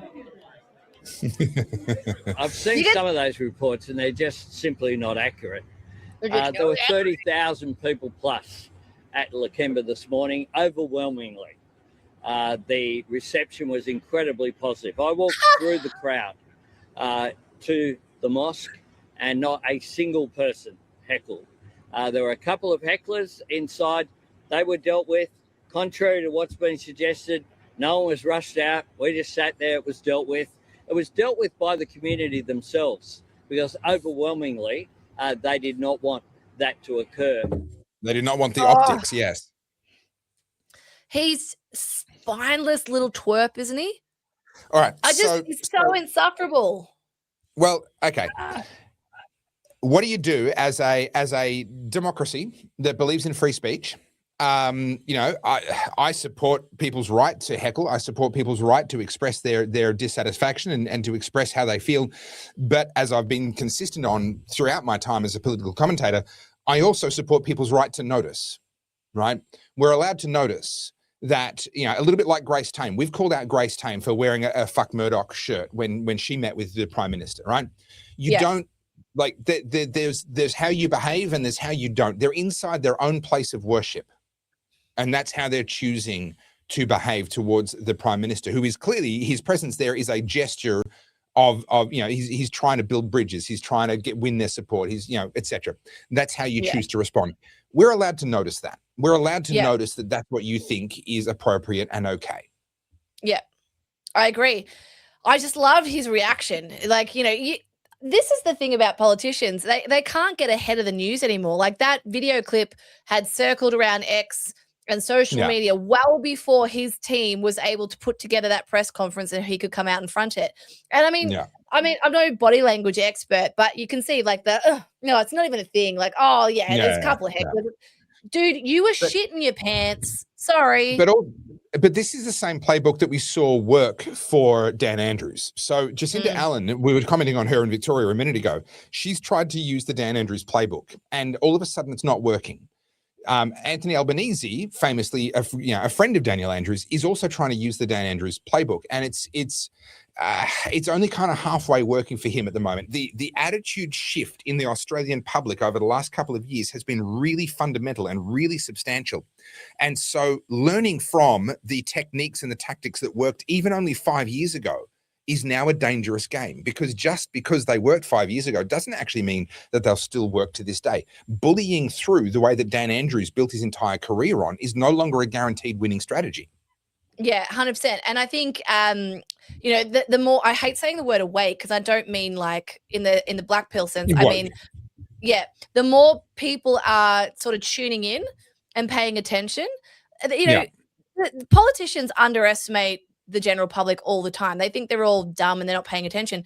It's not that they're low intelligence. It's literally they're not paying attention. They're busy with other things. They're worried about their own community, their kids, whatever it is, right? Their job. The rational ignorance we talked about earlier. Yeah, you can't be on top 100%. Of everything all at once.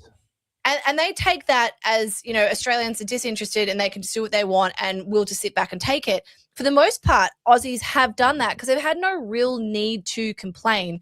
COVID was certainly the beginning of that. So, I think the Daniel Andrews playbook, it worked in the 2010s because there wasn't even a whole lot of early 2020s.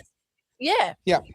So Helen Dale is a British Australian political commentator who I've met a few times personally, and we're very different human beings with big differences in our politics. But I think she's an incredibly insightful mind, and her observations are very, very deep. Her criticism of Australia is actually the problem is that our government has been mostly functional. Yeah. And so our apathy hasn't been punished, or at least not punished in a way that we've really felt. We've allowed the government to grow. We've allowed regulation to grow. We've allowed taxation to grow. But we've ridden such a wave of prosperity that if we compared our life today to what it was a year ago, it was always better up until a few years ago, right? And for as long as that continued to be the case, we kind of just ignored, because the government was mostly functional. You could walk into a Vic Roads or a New South Wales Services, New South Wales or whatever, and you'd get whatever it was that you needed. If you just paid the license fees, and you'd get the piece of paperwork and it was functional. And because we were so prosperous as a country, we just went, oh, well, this is fine. There's nothing wrong here. And it takes a crisis to reveal that something is actually wrong. And that began in COVID. And that's what triggers the cynicism. That's what means that the tactics that used to work no longer work. This is the change that commentators and politicians are just, they're not on top of this yet. They don't realize. I'm loving watching the commentary from the left around the results in South Australia. We covered this already in a previous Oddcast, so I'm not going to go back through it. But I saw one the other day from, was it Peter Fitzsimmons? What's his name? The former Peter Midnight Fitz. Oil. Yeah, no, he's not Midnight Oil. That's Peter Garrett. Peter Fitz is Lisa Wilkinson's husband, the pirate. Okay, so he had a crack at Rukshan the other day, which is hilarious. I'll bring it up. Yes, he did. And Rukshan was like, okay, great result for One Nation in South Australia, blah, blah, blah. And Fitzy's response is, oh, yeah, in 100 years, like at the end of the century, they'll finally have enough support to be able to form government, like really dismissive, minimizing it. And it's just like, dude, you don't understand what's happening right in front of your eyes. You don't understand the seismic shift that this represents. The first lower house seats since the 1990s, not just one, but probably multiple. We'll find out on Saturday, multiple upper house seats. And most importantly, their primary vote matched the polls, which means that when we see the polls in Victoria, New South Wales and Queensland, all of which put One Nation even higher, well, we can start to have faith in that. They just don't understand. And that dismissiveness from the elites, again, that's a tactic that used to work. If they just poo-pooed it for long enough and they all stuck to their guns and mocked it, then it went away. That's not the way the world works anymore. The gatekeeping that used to work, we've talked about this before as well. The gatekeepers have been bypassed. And so, I'm watching with interest to see which politicians are going to figure out the new landscape fastest. And I think, honestly, it is the ones who just tell the truth the most. It's the ones who never bought into the manipulations, the nuancing, the messaging, and just told it straight. And that's going to favor people like Barnaby Joyce, people like Malcolm Roberts, people like Pauline Hanson, people like Senator Alex Antic. These people are going to win under the new landscape just by default, because this suits what they've always done. Yeah. I can't find the hang on. Yeah. It might be a reply to this one. But yeah, the copium, I guess you call it, it just also shows you a level of disdain they have for people who are unhappy with the status quo.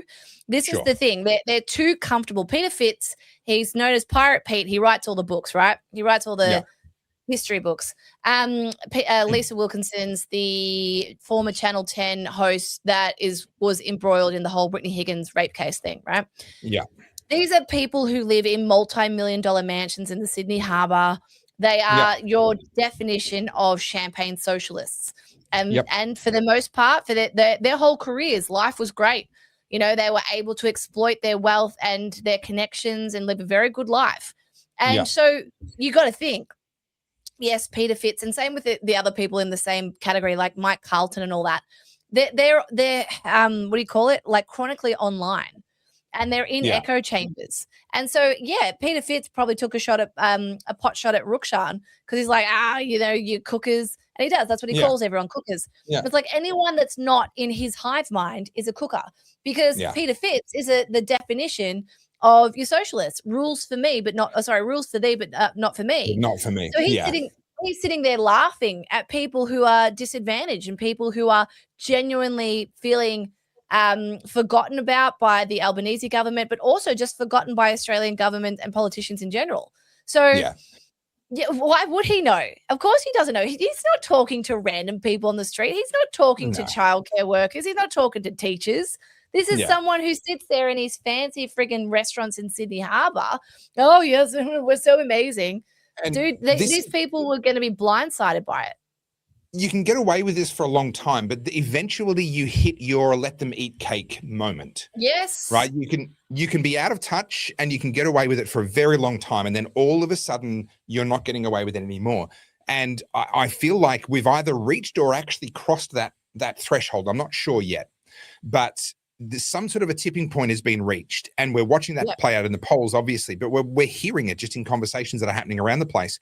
Some sort of a tipping point was reached, and what they used to get away with, they're not getting away with anymore. Now, I'm not advocating that we get to guillotines anytime soon, but accountability, 100%. I told you, it's Pluto and Aquarius, man. All of the systems are collapsing.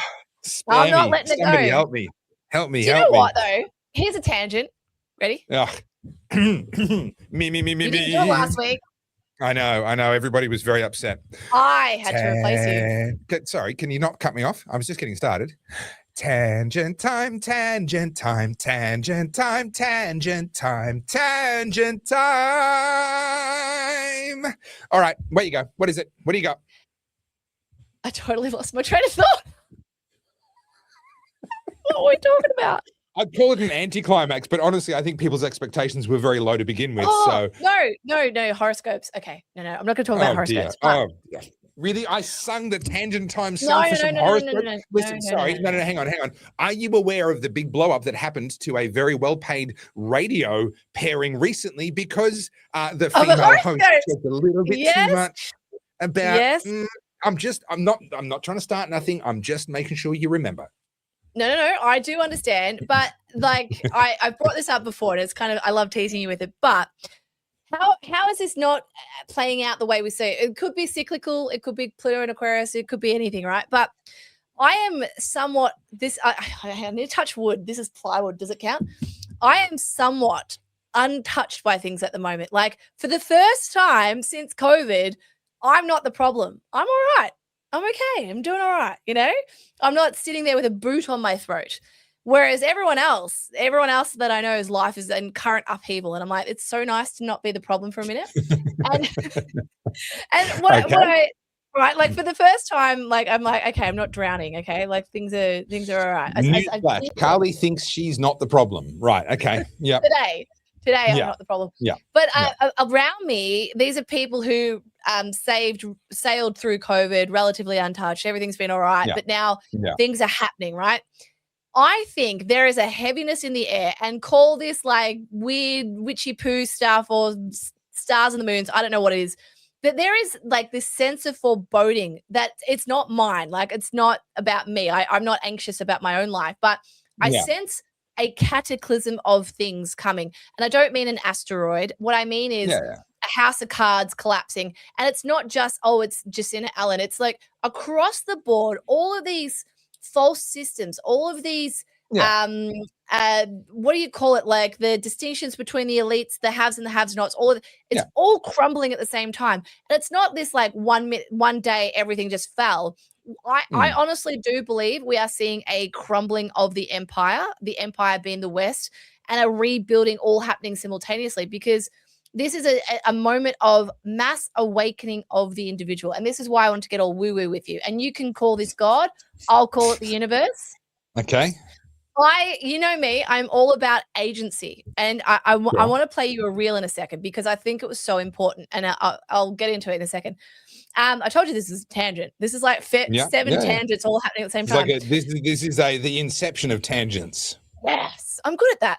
So I'm making content on social media that had I have made it 4 years ago, I would have been cancelled again and again and again. 100%. And also it would never have landed. But now that same content that I'm putting up, it's how I've always been. I haven't changed the way I speak or what I think, but people are more receptive to it. And so much so that my following keeps going up, and it's quite terrifying. But I'm really enamored by this, because what I think people are starting to realize is that there's things going on in the world. There's a whole calamity happening, but actually at the end of the day, you have agency. You don't have to buy into it. Correct. You don't have to be terrified, right? Yep. During COVID, the reaction to the pandemic was everyone was led by fear. Everyone, the unknown, this has never happened before. What do we do? Panic buying, all that sort of stuff. Hysteria, dividing of families over the mandation of the jab, like all of that, right?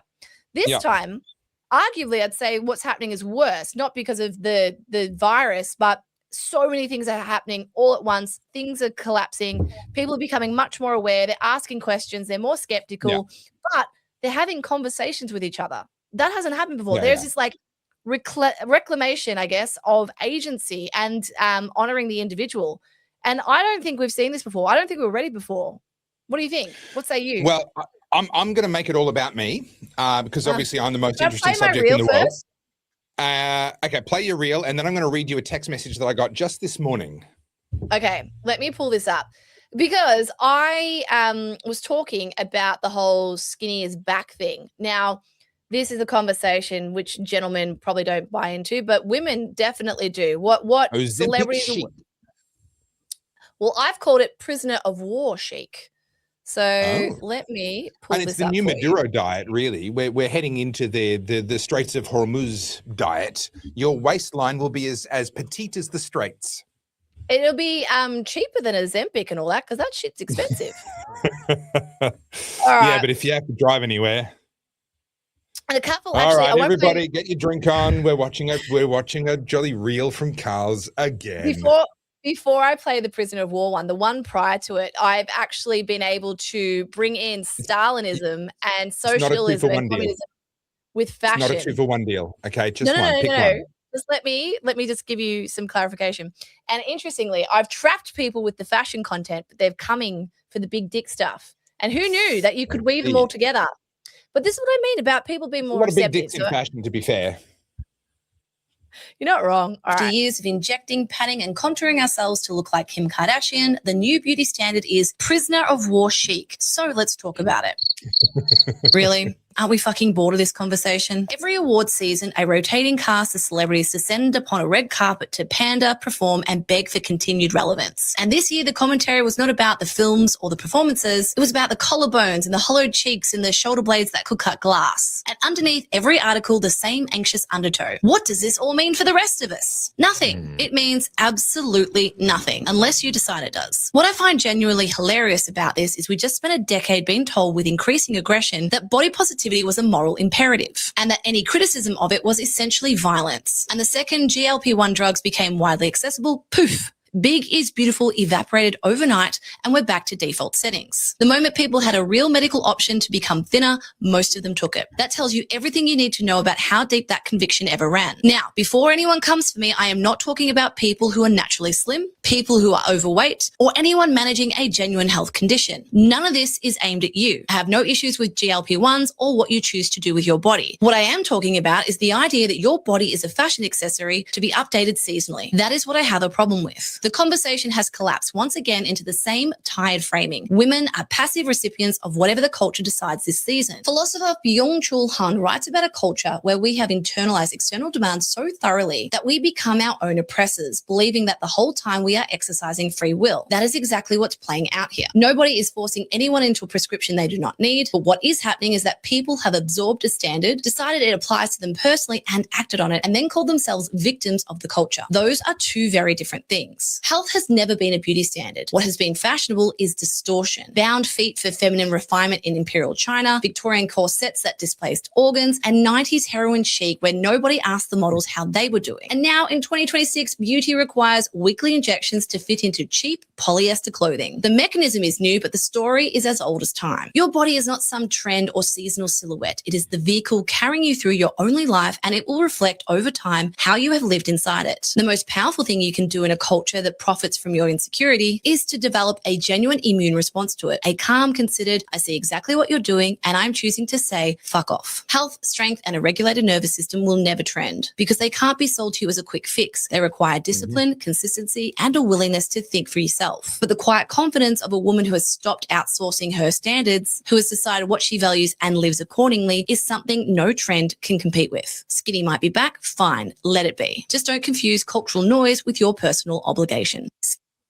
Now, Obviously, I'm talking about weight loss there, but the reaction to this, overwhelmingly positive. People saying, you said the thing that I've been wanting to say forever. It doesn't impact us. I don't have to participate. This doesn't have to have any bearing on my life. And the more people realize that. All right. So let's talk about agency, because that's what you're talking about, is not externalizing or not allowing external forces to then dictate to you how you live and what you have to do. And also, so I got this message from someone. I was going to say, also not scapegoating external factors for the reason that you're misfortunate. Sure. So I got this message this morning from someone that I see from time to time, and they did my 2024 masterclass, and they've reached out to me because the last session of the masterclass is about preparedness. Not about paranoia or like full-on prepper, but about resilience and putting yourself in a position, having got your head in the game, putting yourself into a logistical position where you have some resilience. This was his message. You've probably already thought of this, but if this fuel crisis gets worse, have you considered using the interest in preparedness it will undoubtedly generate to heavily promote your getting your head in the game program?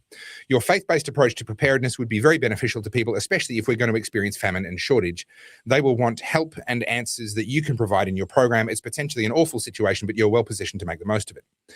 And if you do, consider making a point of telling your audience that your masterclass has information that will directly contribute to their survival, or at least their prolonged normality for them and their loved ones.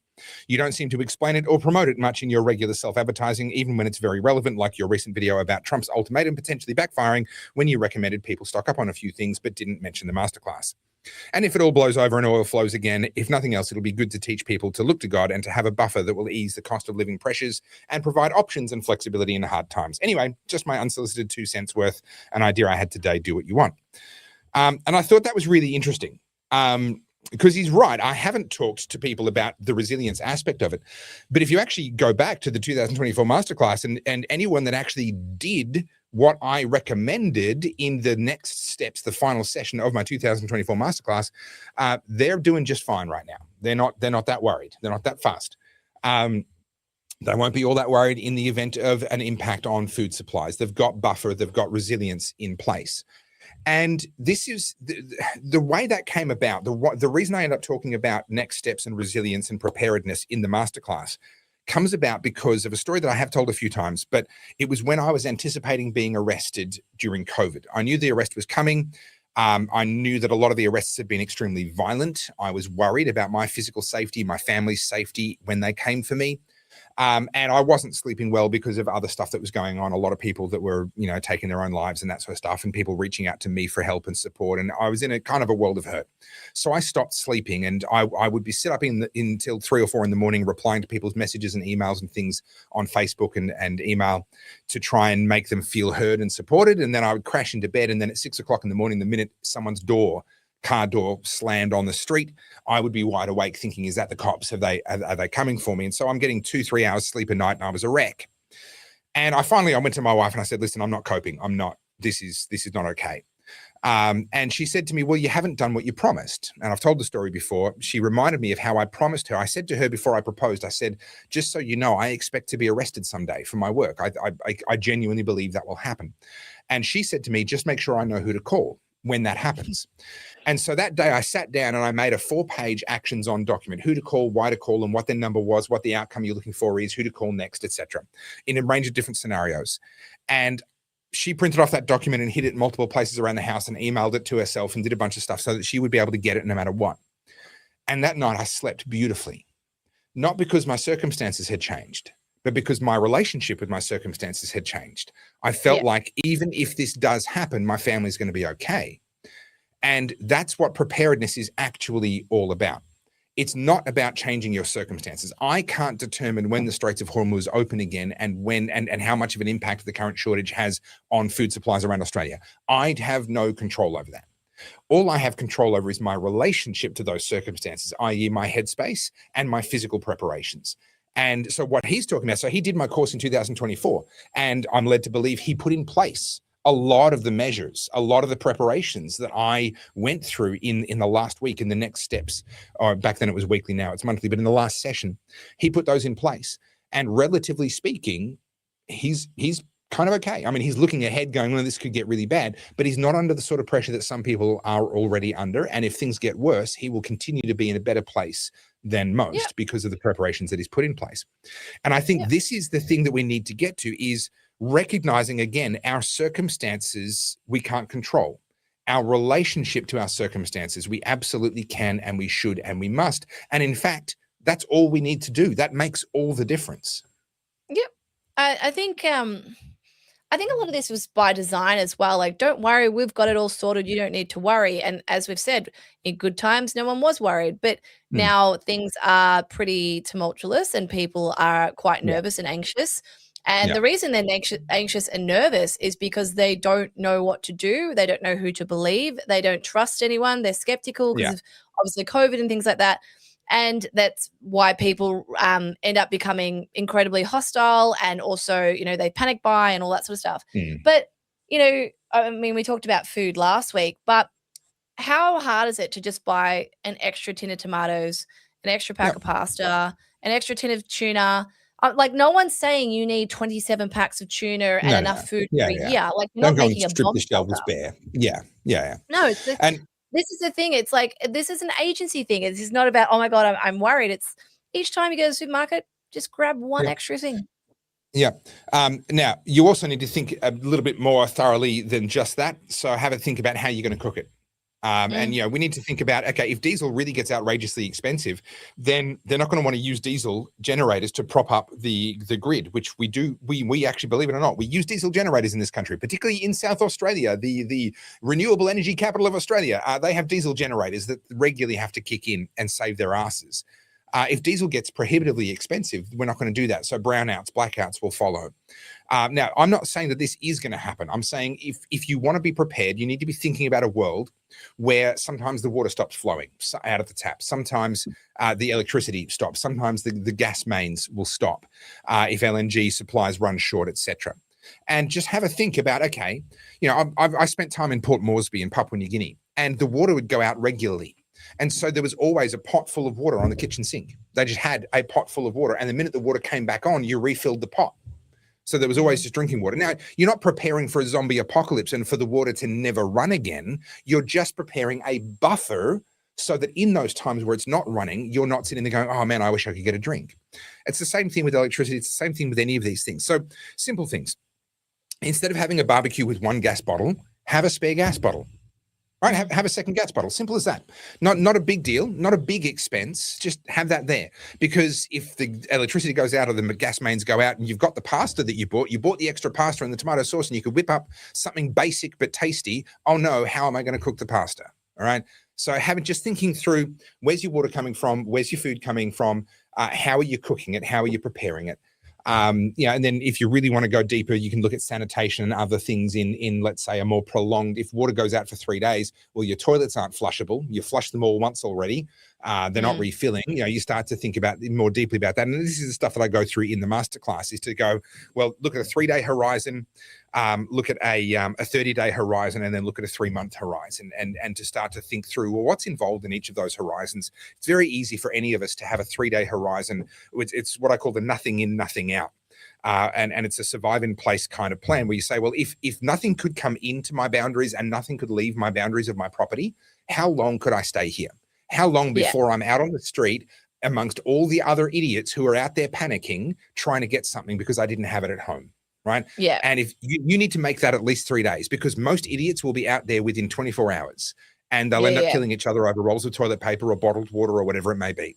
And you don't want to be in the middle of that. So anyway, that's the stuff that I cover in the masterclass. And it's nice to kind of get that feedback. I didn't ask that from him. He just sent me this message, and it de facto serves as a thank you, for what he learnt from me in that session from 2024. There you go. Nice plug. Yeah. Well done. Yeah. Thanks. Do you want to talk about Cuba? I think we need to. This is another domino in the series of dominoes that appear to be kind of tumbling around the world. No one knows how this one goes. hopefully with a lot less bloodshed than what's happening in Iran right now. In Iran, we're watching protests unfolding again, and people are getting killed, and the morgues are getting full, and people show up to claim their dead relatives at the hospitals, and then the IRGC are taking them and saying, well, you must be a sympathizer as well, so we're going to go and throw you in prison. Like, it's a horrific situation. Venezuela, we're still very unclear on where that leads. It looks like they've got a warmer relationship with the US, but will this translate to a better quality of life and freedom for the ordinary Venezuelan? Or is it just a thawing of relationships between the Venezuelan government and the American government? Because that's not good enough. If it's just that, that's not good enough. And again, with Cuba, it's kind of like, well, right now, the ordinary person on the street is suffering. No water, no electricity, lack of food, no fuel. If the result of this is that the government has a friendlier relationship with the US government, well, this is not a price worth paying. It has to result in the people having a better life. Yeah. So we've got a couple of angles. First thing I want to talk about is we've got little doom goblin Greta now calling Trump. Firstly, not only just calling Trump a pedophile in her social media video, but also saying that it's the US's fault that Cuba's run out of oil and Trump needs to give Cuba oil now. Now, remember, this is Greta Thunberg. She's like Miss Anti-Fossil Fuels. So I find it really hilarious to hear her saying this nonsense. Okay. But well, it's not nonsense. Sorry, it's not nonsense. It's very rare that I will stand up and say Greta Thunberg's actually right about something. But we cannot ignore the fact that it is embargoes and sanctions from the US that is causing them to not be able to get any oil. Now, previously they were getting their oil from Venezuela. Obviously, with Venezuela out of the picture, that's a lot more difficult. But people say, oh, it's the US sanctions. Well, they're not right, but they're also not wrong. Like, the US are the reason why Cuba can't get oil at the moment. Oh, and no, I understand that. What I'm saying is the hypocrisy of Greta for the last 10 years, environmental activist. But let's watch what Lord Farquhar, Greta wants to tell us. You'll see why I said that. I know. I don't even need to say it, do I? But this is that the feminist movement and the defeminizing of women. Like, don't look feminine. Look like a boy. It's just anyway. It's just. All right, let's listen. We need to talk about what's happening in Cuba right now. As the Trump administration is waging illegitimate wars across the world, killing countless of people, it is also strangling the Cuban people, deliberately, methodically, and openly. The pedophile Trump himself bragged about it, saying, there's an embargo, there's no oil, there's no money, there's no anything. He said it like it was something to be proud of, while millions of people have been plunged into darkness by rolling blackouts, while hospitals lose power, while ambulances run out of fuel, while shelves go empty. The United Nations has warned of imminent humanitarian crisis. Intensive care units and emergency rooms are compromised. Newborns, the elderly, the sick, all paying the price. This is not an accident or an unfortunate side effect of some policy disagreement. Can we just pause this is the intent. Because I happen to know, and because you've been there, and we've watched other videos as well of other people that have been there, and I know from the story that I've told time and again about when I was in Venezuela, newborns and pregnant and elderly and injured were already suffering a lack of care. Their entire system has collapsed. They don't have money in Venezuela. For anyone that hasn't heard the story, and yes, Venezuela drinking game, go for it. The hospitals were reusing bandages. Bandages with blood in them would get washed, and by the way, their water sanitation is not great either, dried and reused. They were reusing needles, right? They ran out of even just saline solution. The only sterilization they had was UV sterilization, and that was only when the power was running. This is their hospitals. This is their universal socialist healthcare system, completely collapsed, completely run out of money.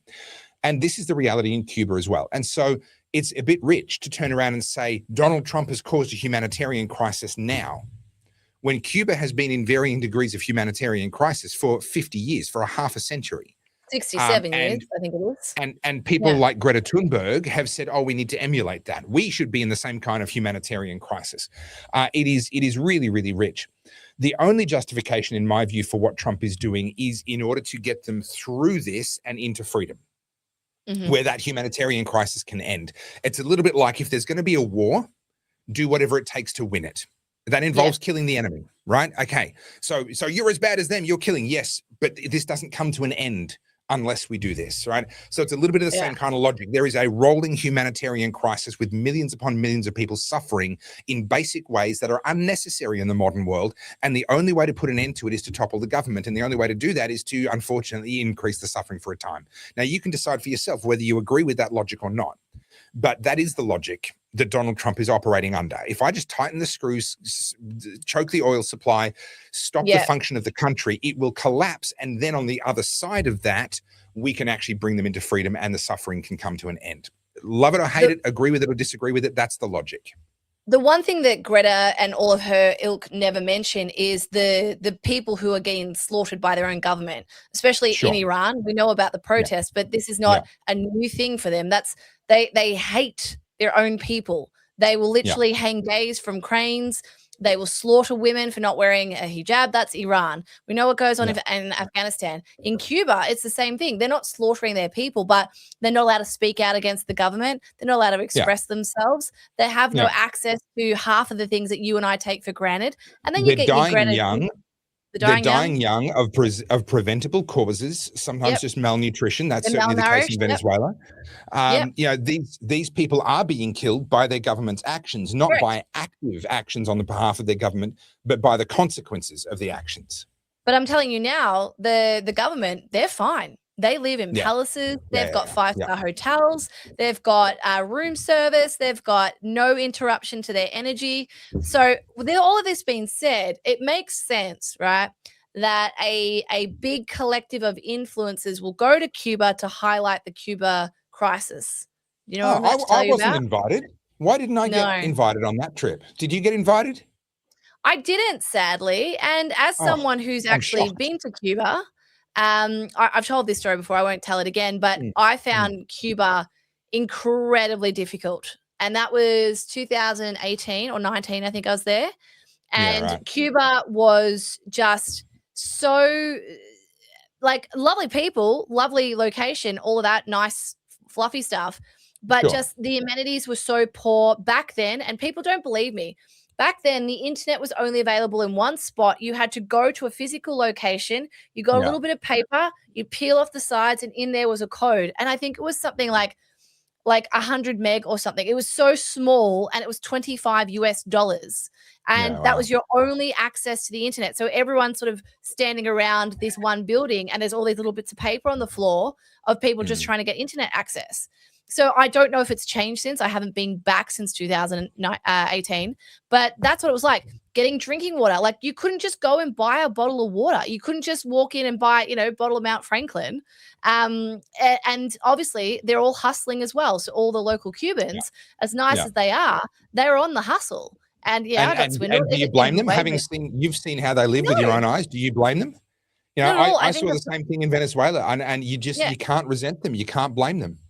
No, of course not. I'll tell you this quick story, and not to bring it up again. I think I've told it before, but I got befriended by a young Cuban couple, very friendly, very nice, all the things you'd expect. And, they're like, oh, let us show you old Havana. And I knew straight away I was being swindled, but I was like, you know what? I've got nothing else to do. Let's do it. So long as you don't cut out my kidney, it's fine. Yeah, that's it. I was like, we'll see how we go. Anyway, they did. They took me to somewhere to go do salsa with mojitos. And I mean, I don't drink alcohol, but boy, did I buy some mojitos that night for everyone but myself. And that was it. Like, the hustle was that I picked up the tab, and they all had, like, I think there was 15 or 30 people in the building. And they're taking you to the places that are run by their friends and all of that. That's all par for the course. Of course. And I think it costs me, I think off the top of my head, it was like maybe $50, $60 US. Like, it wasn't a lot of money, but to them, I don't think people understand this. The average Cuban salary per annum is $150 US, $150. So me spending $60 on mojitos and some food for a club, that's like extraordinary wealth to them. Yeah, it's 45 US cents a day. It's like 60, 70 Australian cents. And in Venezuela, it wasn't much more. It was about $1.50 Australian, maybe double what you saw in Cuba. And this is why I said before, and I'll keep saying it, is that Australians don't know what tough is yet. And, I'm not saying I want us to be Cuba or Venezuela. Please understand that. But we don't understand what it's like to not even be able to access penicillin. We don't know what it's like to not even be able to like deliver your child in a sanitary hospital. Yeah. We don't know what it's like to have a tooth rotting in your mouth and have no means to get it out, you know? This is why we saw so many first and second generation immigrants on the front lines during the pushback against the COVID lockdowns, is because they sat there and said, I've seen this before, or I've heard about this from my parents. I know what we're looking at. But Australians, for the reasons we talked about before, and Helen Dale talks about, you know, we've had it too good for too long. Our government has been mostly functional. We've gotten away with it. Yeah, and that's true. You get away with it until all of a sudden you don't. And like you, I don't wish for us to head all the way down this path. But I think we need to have enough of a taste of it that we get immunized against it. I think the reduction we've seen in the quality of living is a taste. I think it's got to get a little bit worse. But my hope is that it'll act like an immunization, and people are going to be like, no, hang on. I've had a little bit of that. I can detect it now. I can tell. I know what it is now, and I don't want any more of that. Or maybe it gives some gravitas to the stories from the people who have fled these countries. You know, I mean, there's plenty of them that live in Australia, but we won't listen to them. I mean, how many Iranians are out there right now trying to tell the progressive, listen to us? We're Islamophobic for a reason, and the people don't want to hear that. But yeah, and then the Greta Thunbergs of this world are like, no, you don't understand. I'm from Sweden. Let me tell you about what you need to have in your country. I'm white and Caucasian, and I need to tell you how to feel about your own country. Yeah. All right. So this story, this is the hypocrisy that I was telling you about, and the level of tone deaf is just multi-layered. So allow me to talk you through it. So, Code Pink, a very progressive, pro-communist foundation, but they won't tell you that. They're by the way, big money. They get funded big money. $500 million. So they organized a influencer trip to Cuba. Now, as I said, I've been to Cuba. It is not easy. It is not particularly fun. I was in a hotel where you've got to go there on purpose. Like you don't wind up in Cuba by accident. It takes some effort. Yeah, and look, I flew. This is during the Obama was still president. So, Donald Trump had just become president. The embargo was still on, and I had to fly from Florida to Panama to Havana. So I couldn't fly directly from the States. Anyway, and I was meant to be there for 2 weeks. I lasted 10 days. I had to go. I was not having a fun time, not because of the people. It wasn't the people. It was just. Everything was such extraordinary effort that what I had expected to do, I had hoped to sort of go halfway around the island to the bottom half and just organizing it, having to negotiate, getting ripped off at every turn, trying to find food, it was just, I'm tired. And it was at the end of my trip and I left. Anyway, so these influencers have now gone to Havana to talk to the Cubans about how good communism is. Just breathe in that statement. A bunch of influencers went to communist Cuba to tell them how good it is. Yeah. Right? Okay. So now we've all just let that sink in, right? So of course they've all stayed. This is one of the activists. She is she's the activist daughter of Ilhan Omar. So of course we've got starting off strong there. And we've got Hassan Piker, who recently returned from a propaganda trip to Beijing. He's also a big ally of New York Mayor Zohar Mamdani. And this is where they stayed, a nice five-star hotel where it is the annual salary of a Cuban to stay there for one night, between 130 to 520 USD a night.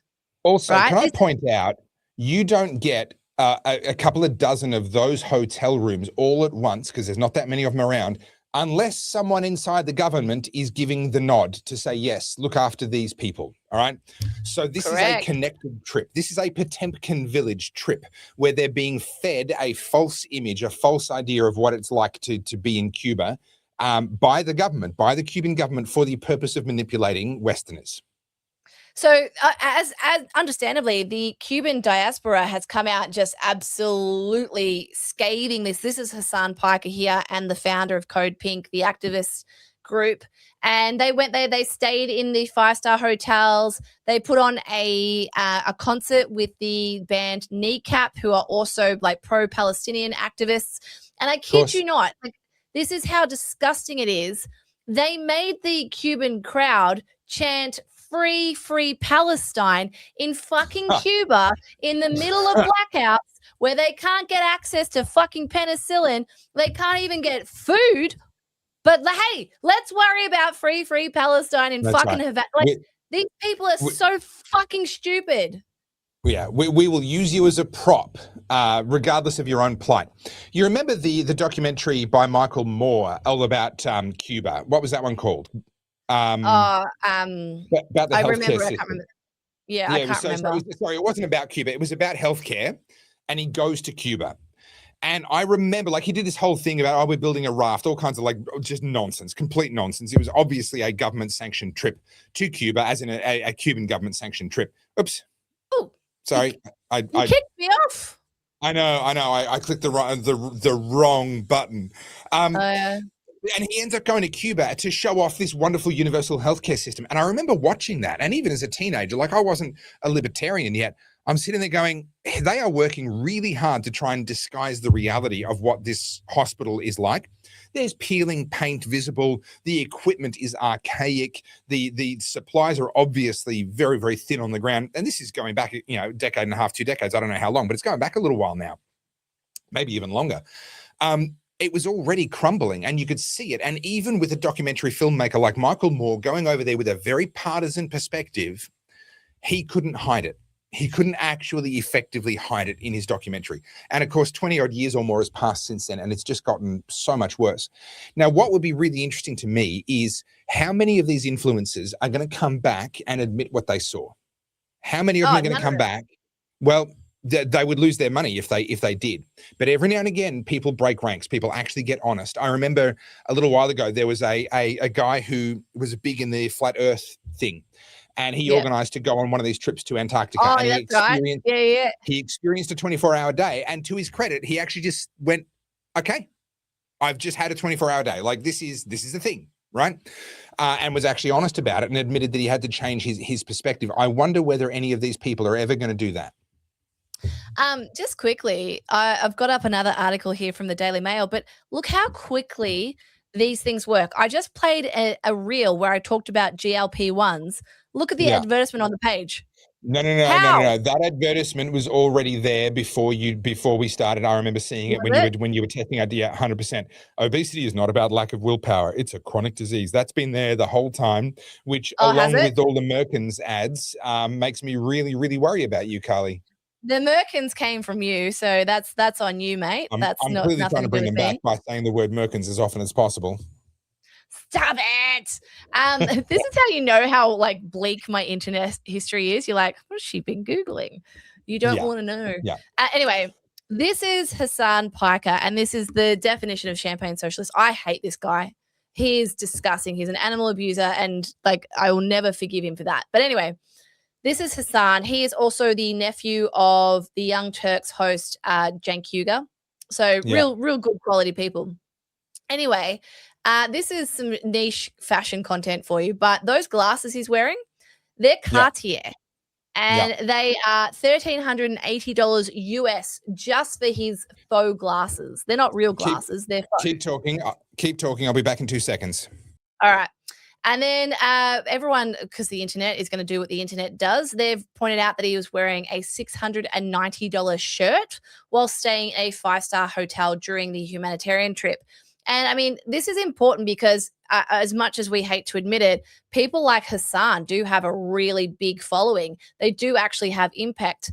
Hassan has been helping Alexander Ocasio-Cortez, has been helping Ilhan Omar, has been helping Zohan Mandani. So these are all people who are invested in seeing America have its downfall. These are people who genuinely hate America, even though they're Americans. And Hassan is a millionaire. He's 34. He's a Twitch streamer. He gets money from advertisers. He gets money from his streaming, and also his family's wealthy. I mean, Cenk Uygur owns the Young Turks, I believe. They're not short of $1. So who better to go and tell the Cubans about socialism than this bloke. That's right. Right? I mean, look at him. He's dead in the eyes. This guy's. Have you ever heard him speak? No. Oh, there's not a lot between the eyeballs there. But I mean, the internet, this is the thing I love about the internet. I love it and hate it because it's so quick that they don't skip a beat. People will already point out, like, he's literally in Cuba wearing these Cartier glasses and thinking that no one will notice. It's a bit like that Somali guy who was wearing the I can't remember the brand off the top of my head, Chrome Hearts glasses, right? Yeah. $2,000 glasses. They don't realize they're so ridiculously stupid that they don't think, oh, maybe I won't wear the Cartier for this one. Do you know what I mean? Maybe like, I'll just dial it back a little bit. They're so stupid. Yeah. Anyway, so rightfully so. Hang on. Are they stupid, or do they genuinely think that those rules don't apply to them? Because I think it's actually the latter. Oh, do you? I think it's stupidity. I think that he's so in his bubble and he forgets that other people have access to the internet and also those things in themselves.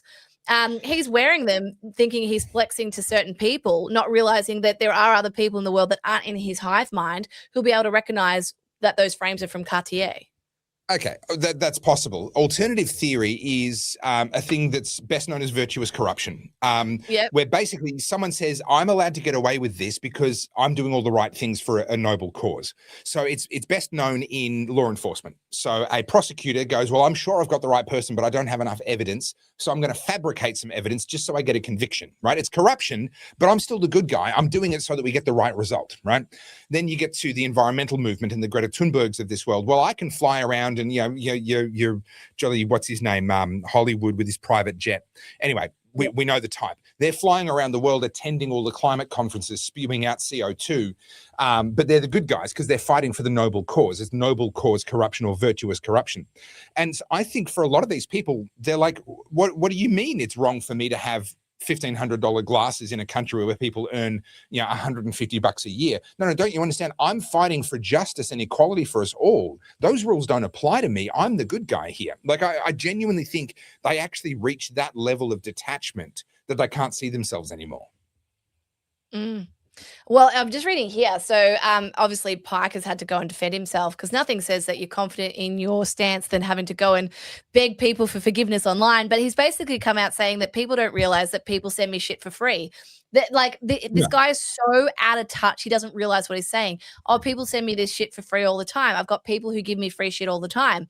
Yes, dude, we know because you are so fucking privileged. You're also a millionaire. You've almost joined the dots. You're already rich and you're exploiting the free generosity from people who have the means to give it to you. You know who doesn't get free shit? The Cubans. You know who doesn't have the means for that? People who are oppressed by the government. Just for anybody that's thinking about sending me a pair of Cartier glasses, instead, could you just send me the same value in ounces of silver? That'd be great. Thank you. Appreciate it. Well, he's also said down here, not that it even matters. Even if I go out and purchase all of these things on my own, who gives a fuck what I'm wearing? You're an idiot. Like, what? You think the price of this button-up shirt is the reason why Cubans are fucking suffering? What kind of argument is that? That shows you the intelligence of this dude. Zero. Well, none. He's not wrong. And there are people who would try and join that equation, like the zero-sum thinking of, well, you're rich and therefore you're the reason why other people are poor.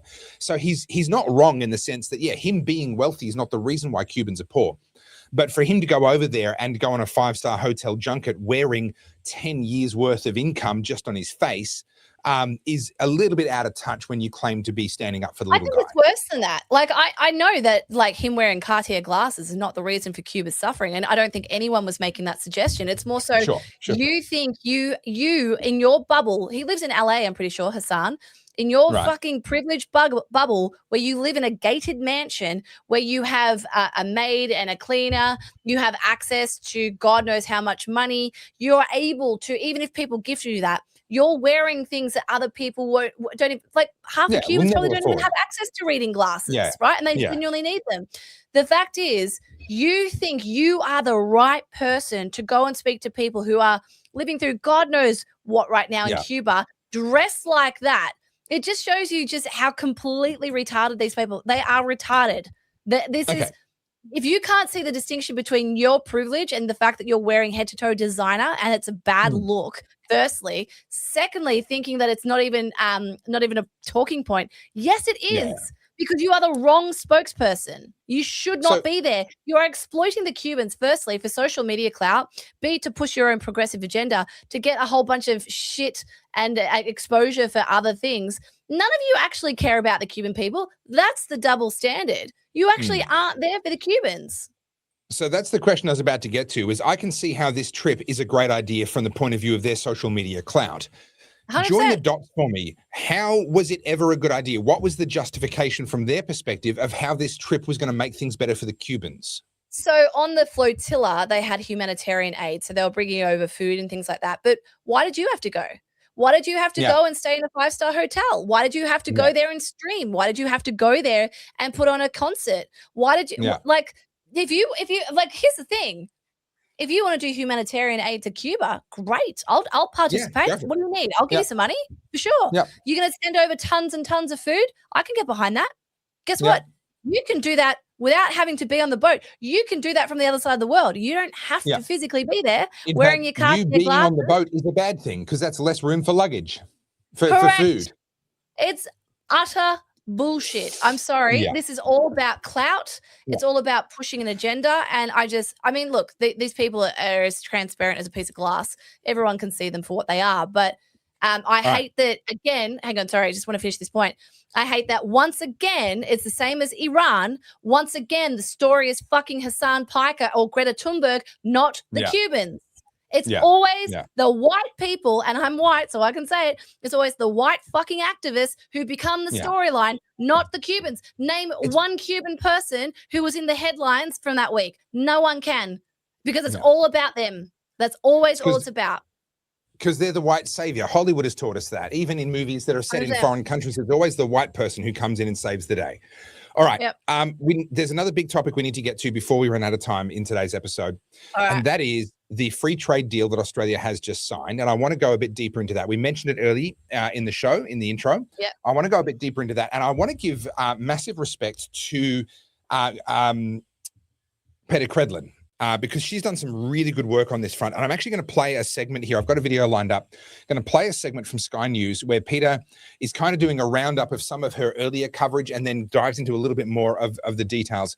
Rather than just simply re-saying what she said, I think better to just play her. So here we go. Peter Credlin with Sky News. Any of these trade deals, almost no one reads the fine print.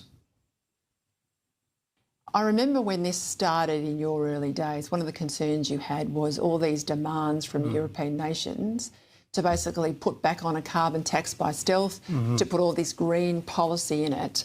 And of course, it gets signed at executive level and then just rammed through the Treaties Committee of the Parliament. Are you concerned about what could be in here?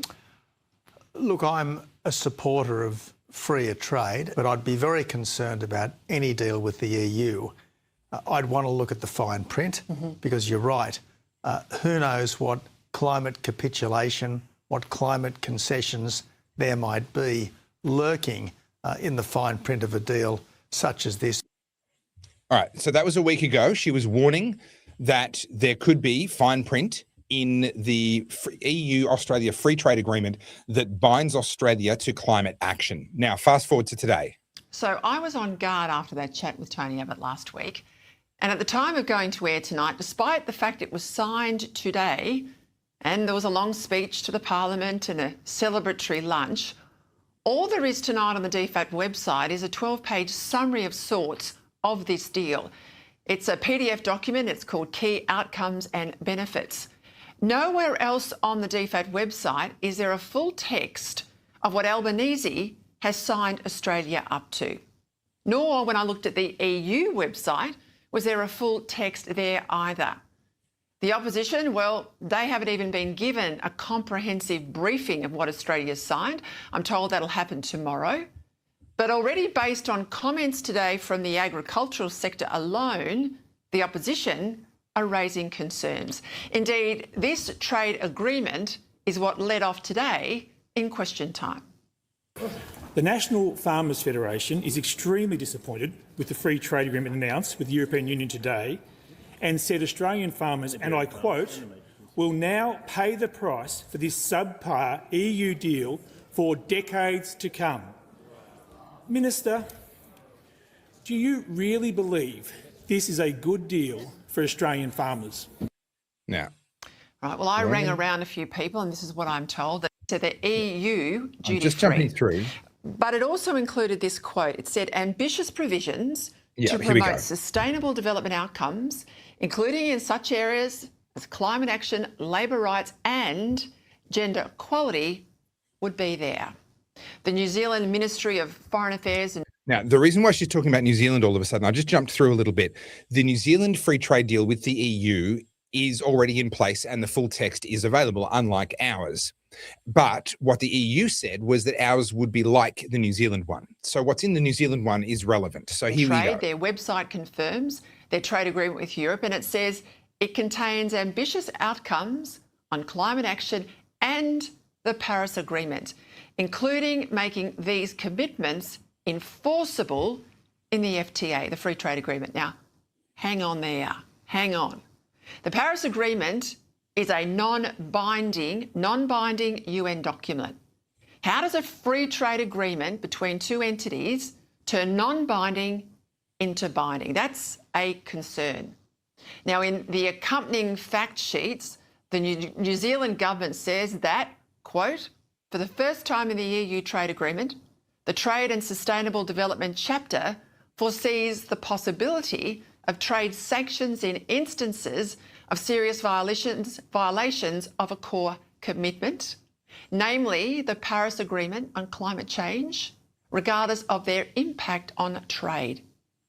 All right, I'm going to stop there, but I do recommend she's done fabulous work on that, and massive respect to Peter Credlin on her research on this.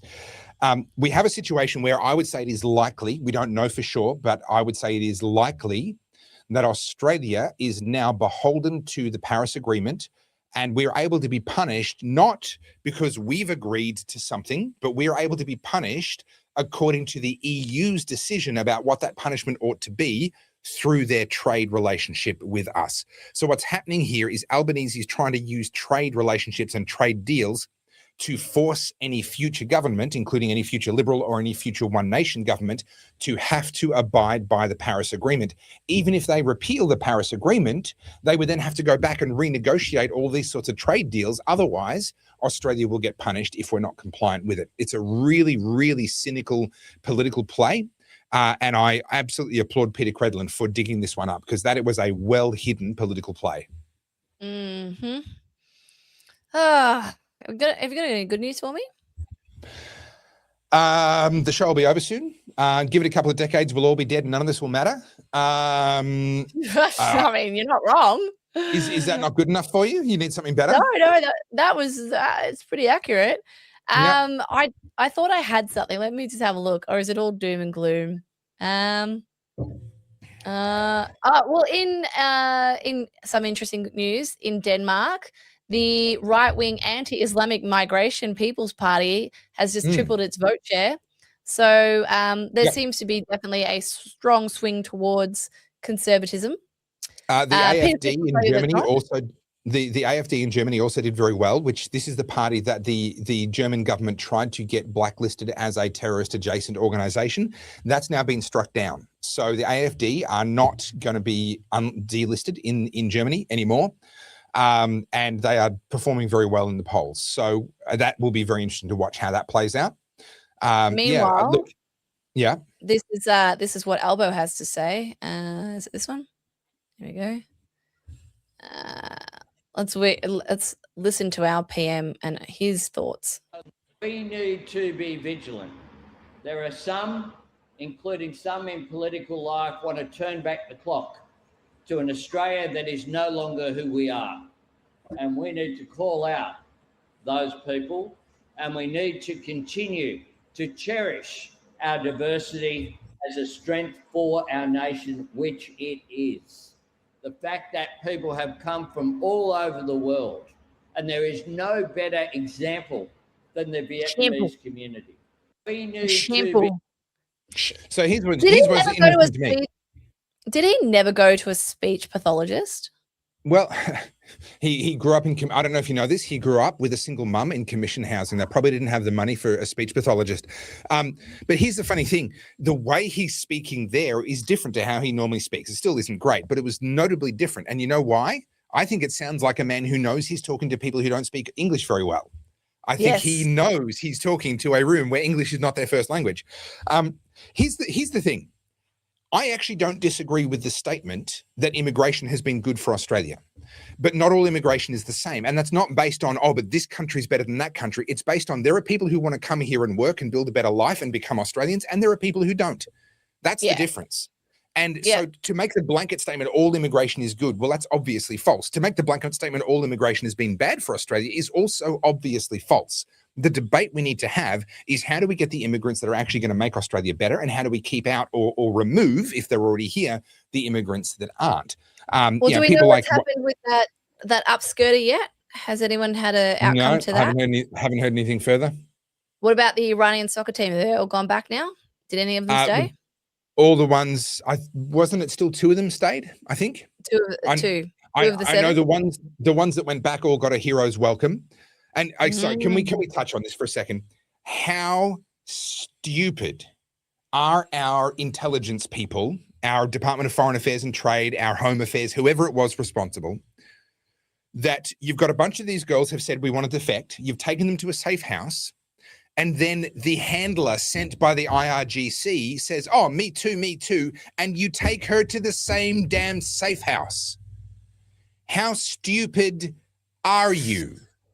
Do you want me to answer the question, or is this your first rodeo? Did you come down in the last shower? How do you not see that a play like what happened? So for those that don't know, she wasn't actually defecting. She was going, she knew that we were stupid enough that they would take her to the same place. She showed videos of their family members being threatened and arrested and bullied them, blackmailed them for the safety of their families to come back to Iran. Correct. And it was the Australian government that brought her to the secret location. Like how okay, they didn't know for sure that that's what she was going to do, but they would know for sure that that's the kind of thing that would happen. So you take her to a different location. How stupid are you? This is exactly the play. This is exactly how they oppressed her. Like, I mean, anyway, yes, they are stupid, to answer your question. Yes, evidently. Anyway, on that lovely note, should we wrap up? Are we going to finish on my little tantrum? Yeah, unless you got some good news. No, I don't have any good news. I've got lots more bad news on the free trade deal, but it sounds like you're not really in the mood for that. So, the free trade deal is a terrible deal. G and I have had a hiatus from X because I was just sick of the arguing, and I was like, until this all settles down, I'm just not even opening it up. And it's actually been really good for our mental health. Both like we know the general, like I'm obviously still looking at the news to a degree, but as far as like the play-by-play and the who said what, don't know, don't care. Tell you what, having you out of my socials for a week has been great for my mental health as well. It's like a win-win. It's it's a real mutually beneficial situation we've got going on here. Your wife likes my content. Yes, that's true. That's true. She watches your stuff all the time. I was gonna say you got to be careful there because you say she's got terrible taste. Wow. Well, she picked me, so it's not terrible taste, is it? I mean, there's got to be some sort of redeeming features in there. So clearly she has good taste, therefore my reels are good. Moving right along. Guys, look after yourselves. Don't drive if you don't have to. Buy some extra stuff if you can, without like panic buying and stripping the shelves bare. And look after each other. Just like we're going through, at a minimum, we're going through a tough couple of months. Could turn out to be a lot longer and could turn out to be a lot worse. Let's not go there. We'll just take it as it comes. But we are certainly going through a tough couple of months, and you're going to have neighbors that are hurting. You're going to have friends and relatives and people that you know through work or social or whatever that are hurting.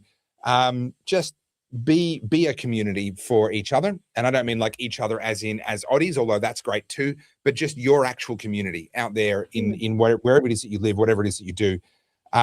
Recognize people are going to be hurting right now and be there for them as much as you can. Because some people are going through it. I think this is going to spawn a whole bunch of new entrepreneurs as well. People are going to see opportunities. Some not necessarily in under good motives, but I think a lot of people will be like, well, I have this, you have that. How about we trade? 100%, How about we 100%, learn the 100%. basics of entrepreneurship? Well, that's a great comment you make there, Carly. Did you know that that's actually the focus of the second month of the Getting Your Head in the Game Masterclass? So if you do want to understand how to survive and thrive financially in a high inflation environment, you might want to jump onto the topherfield.com website and get your seat in the 2026 Getting Your Head in the Game Masterclass while it's still on the early bird price, because neither Carly nor I has had the time to actually get in there and change it yet. We'll get on to that. Need to do that. But now that I've said that, you'll have to wait until after the show airs tonight. So that's why I waited Monday, and now here we are again. Yes, that's right. Well, here we are again. Since we're doing that, can I just tell you a little bit about this? Because it's about me. So I am doing the second round of the AI thing, but I just mentioned to you about OpenClaw. There is so much now. Topher is like a Luddite. He doesn't understand this, all right? So I'm talking to you guys. Topher, you can just stand there. I am a gleeful Luddite. I am so happy to be out of touch with all of this. There is so much that has happened since I ran this last time. So yes, I will be touching on OpenClaw. I mentioned that G and I now have separate computers to run it, and I'm not talking about how to do that in this masterclass. I'm still learning that stuff myself. But as far as like what's going on, I've got all these nice testimonials from everyone who did the last one. But what took me back on the masterclass is most people were using AI just like Google, right? Like they're just jumping on going, hey, how do I do X? I'm like, no. AI can do so many things. That I had a lady message me the other day. She's a farmer and they have a small supermarket in a rural area. And she said, how do you think I can use this? I'm like, oh my God, let me tell you how you can use this. You can do let me count the ways. Yeah, you can figure out a schedule for all your harvesting. You can do all the forecasting for the supermarket. You can do all your costing. You can do your budgeting. Like it can do so much for you. And she's like, I did not think about this. And that's why I'm excited. It's not about like, what do you call it?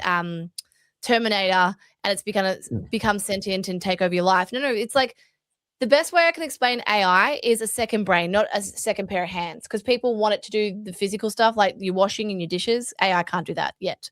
But it can help you offload a lot of your decision fatigue, a lot of the stuff that isn't necessarily your wheelhouse. And if you're doing Topher's 10, 100, 1000, this is where it comes into play, because boy, is AI good for that stuff. Anyway, that's my grift. That's all I got. But look how pretty I am in my iridescent office. All right. I get to live in a world that doesn't exist through AI. Yeah. I love it. Oh, by the way, it's at my, hang on. I got to tell people where it is. It's at my website, carlzjsoda.com. Okay. So topherfield.com, carlzjsoda.com. If I sell more than her, I win. The coffee, buy us a coffee, help us to keep the show going, and stay well, look after yourselves, look after each other. We'll see you on Monday. Yeah. And if you're in Ko-fi and you're a producer, let us know what topics you want us to touch on. Yeah, definitely. All right, guys. All bye. Right.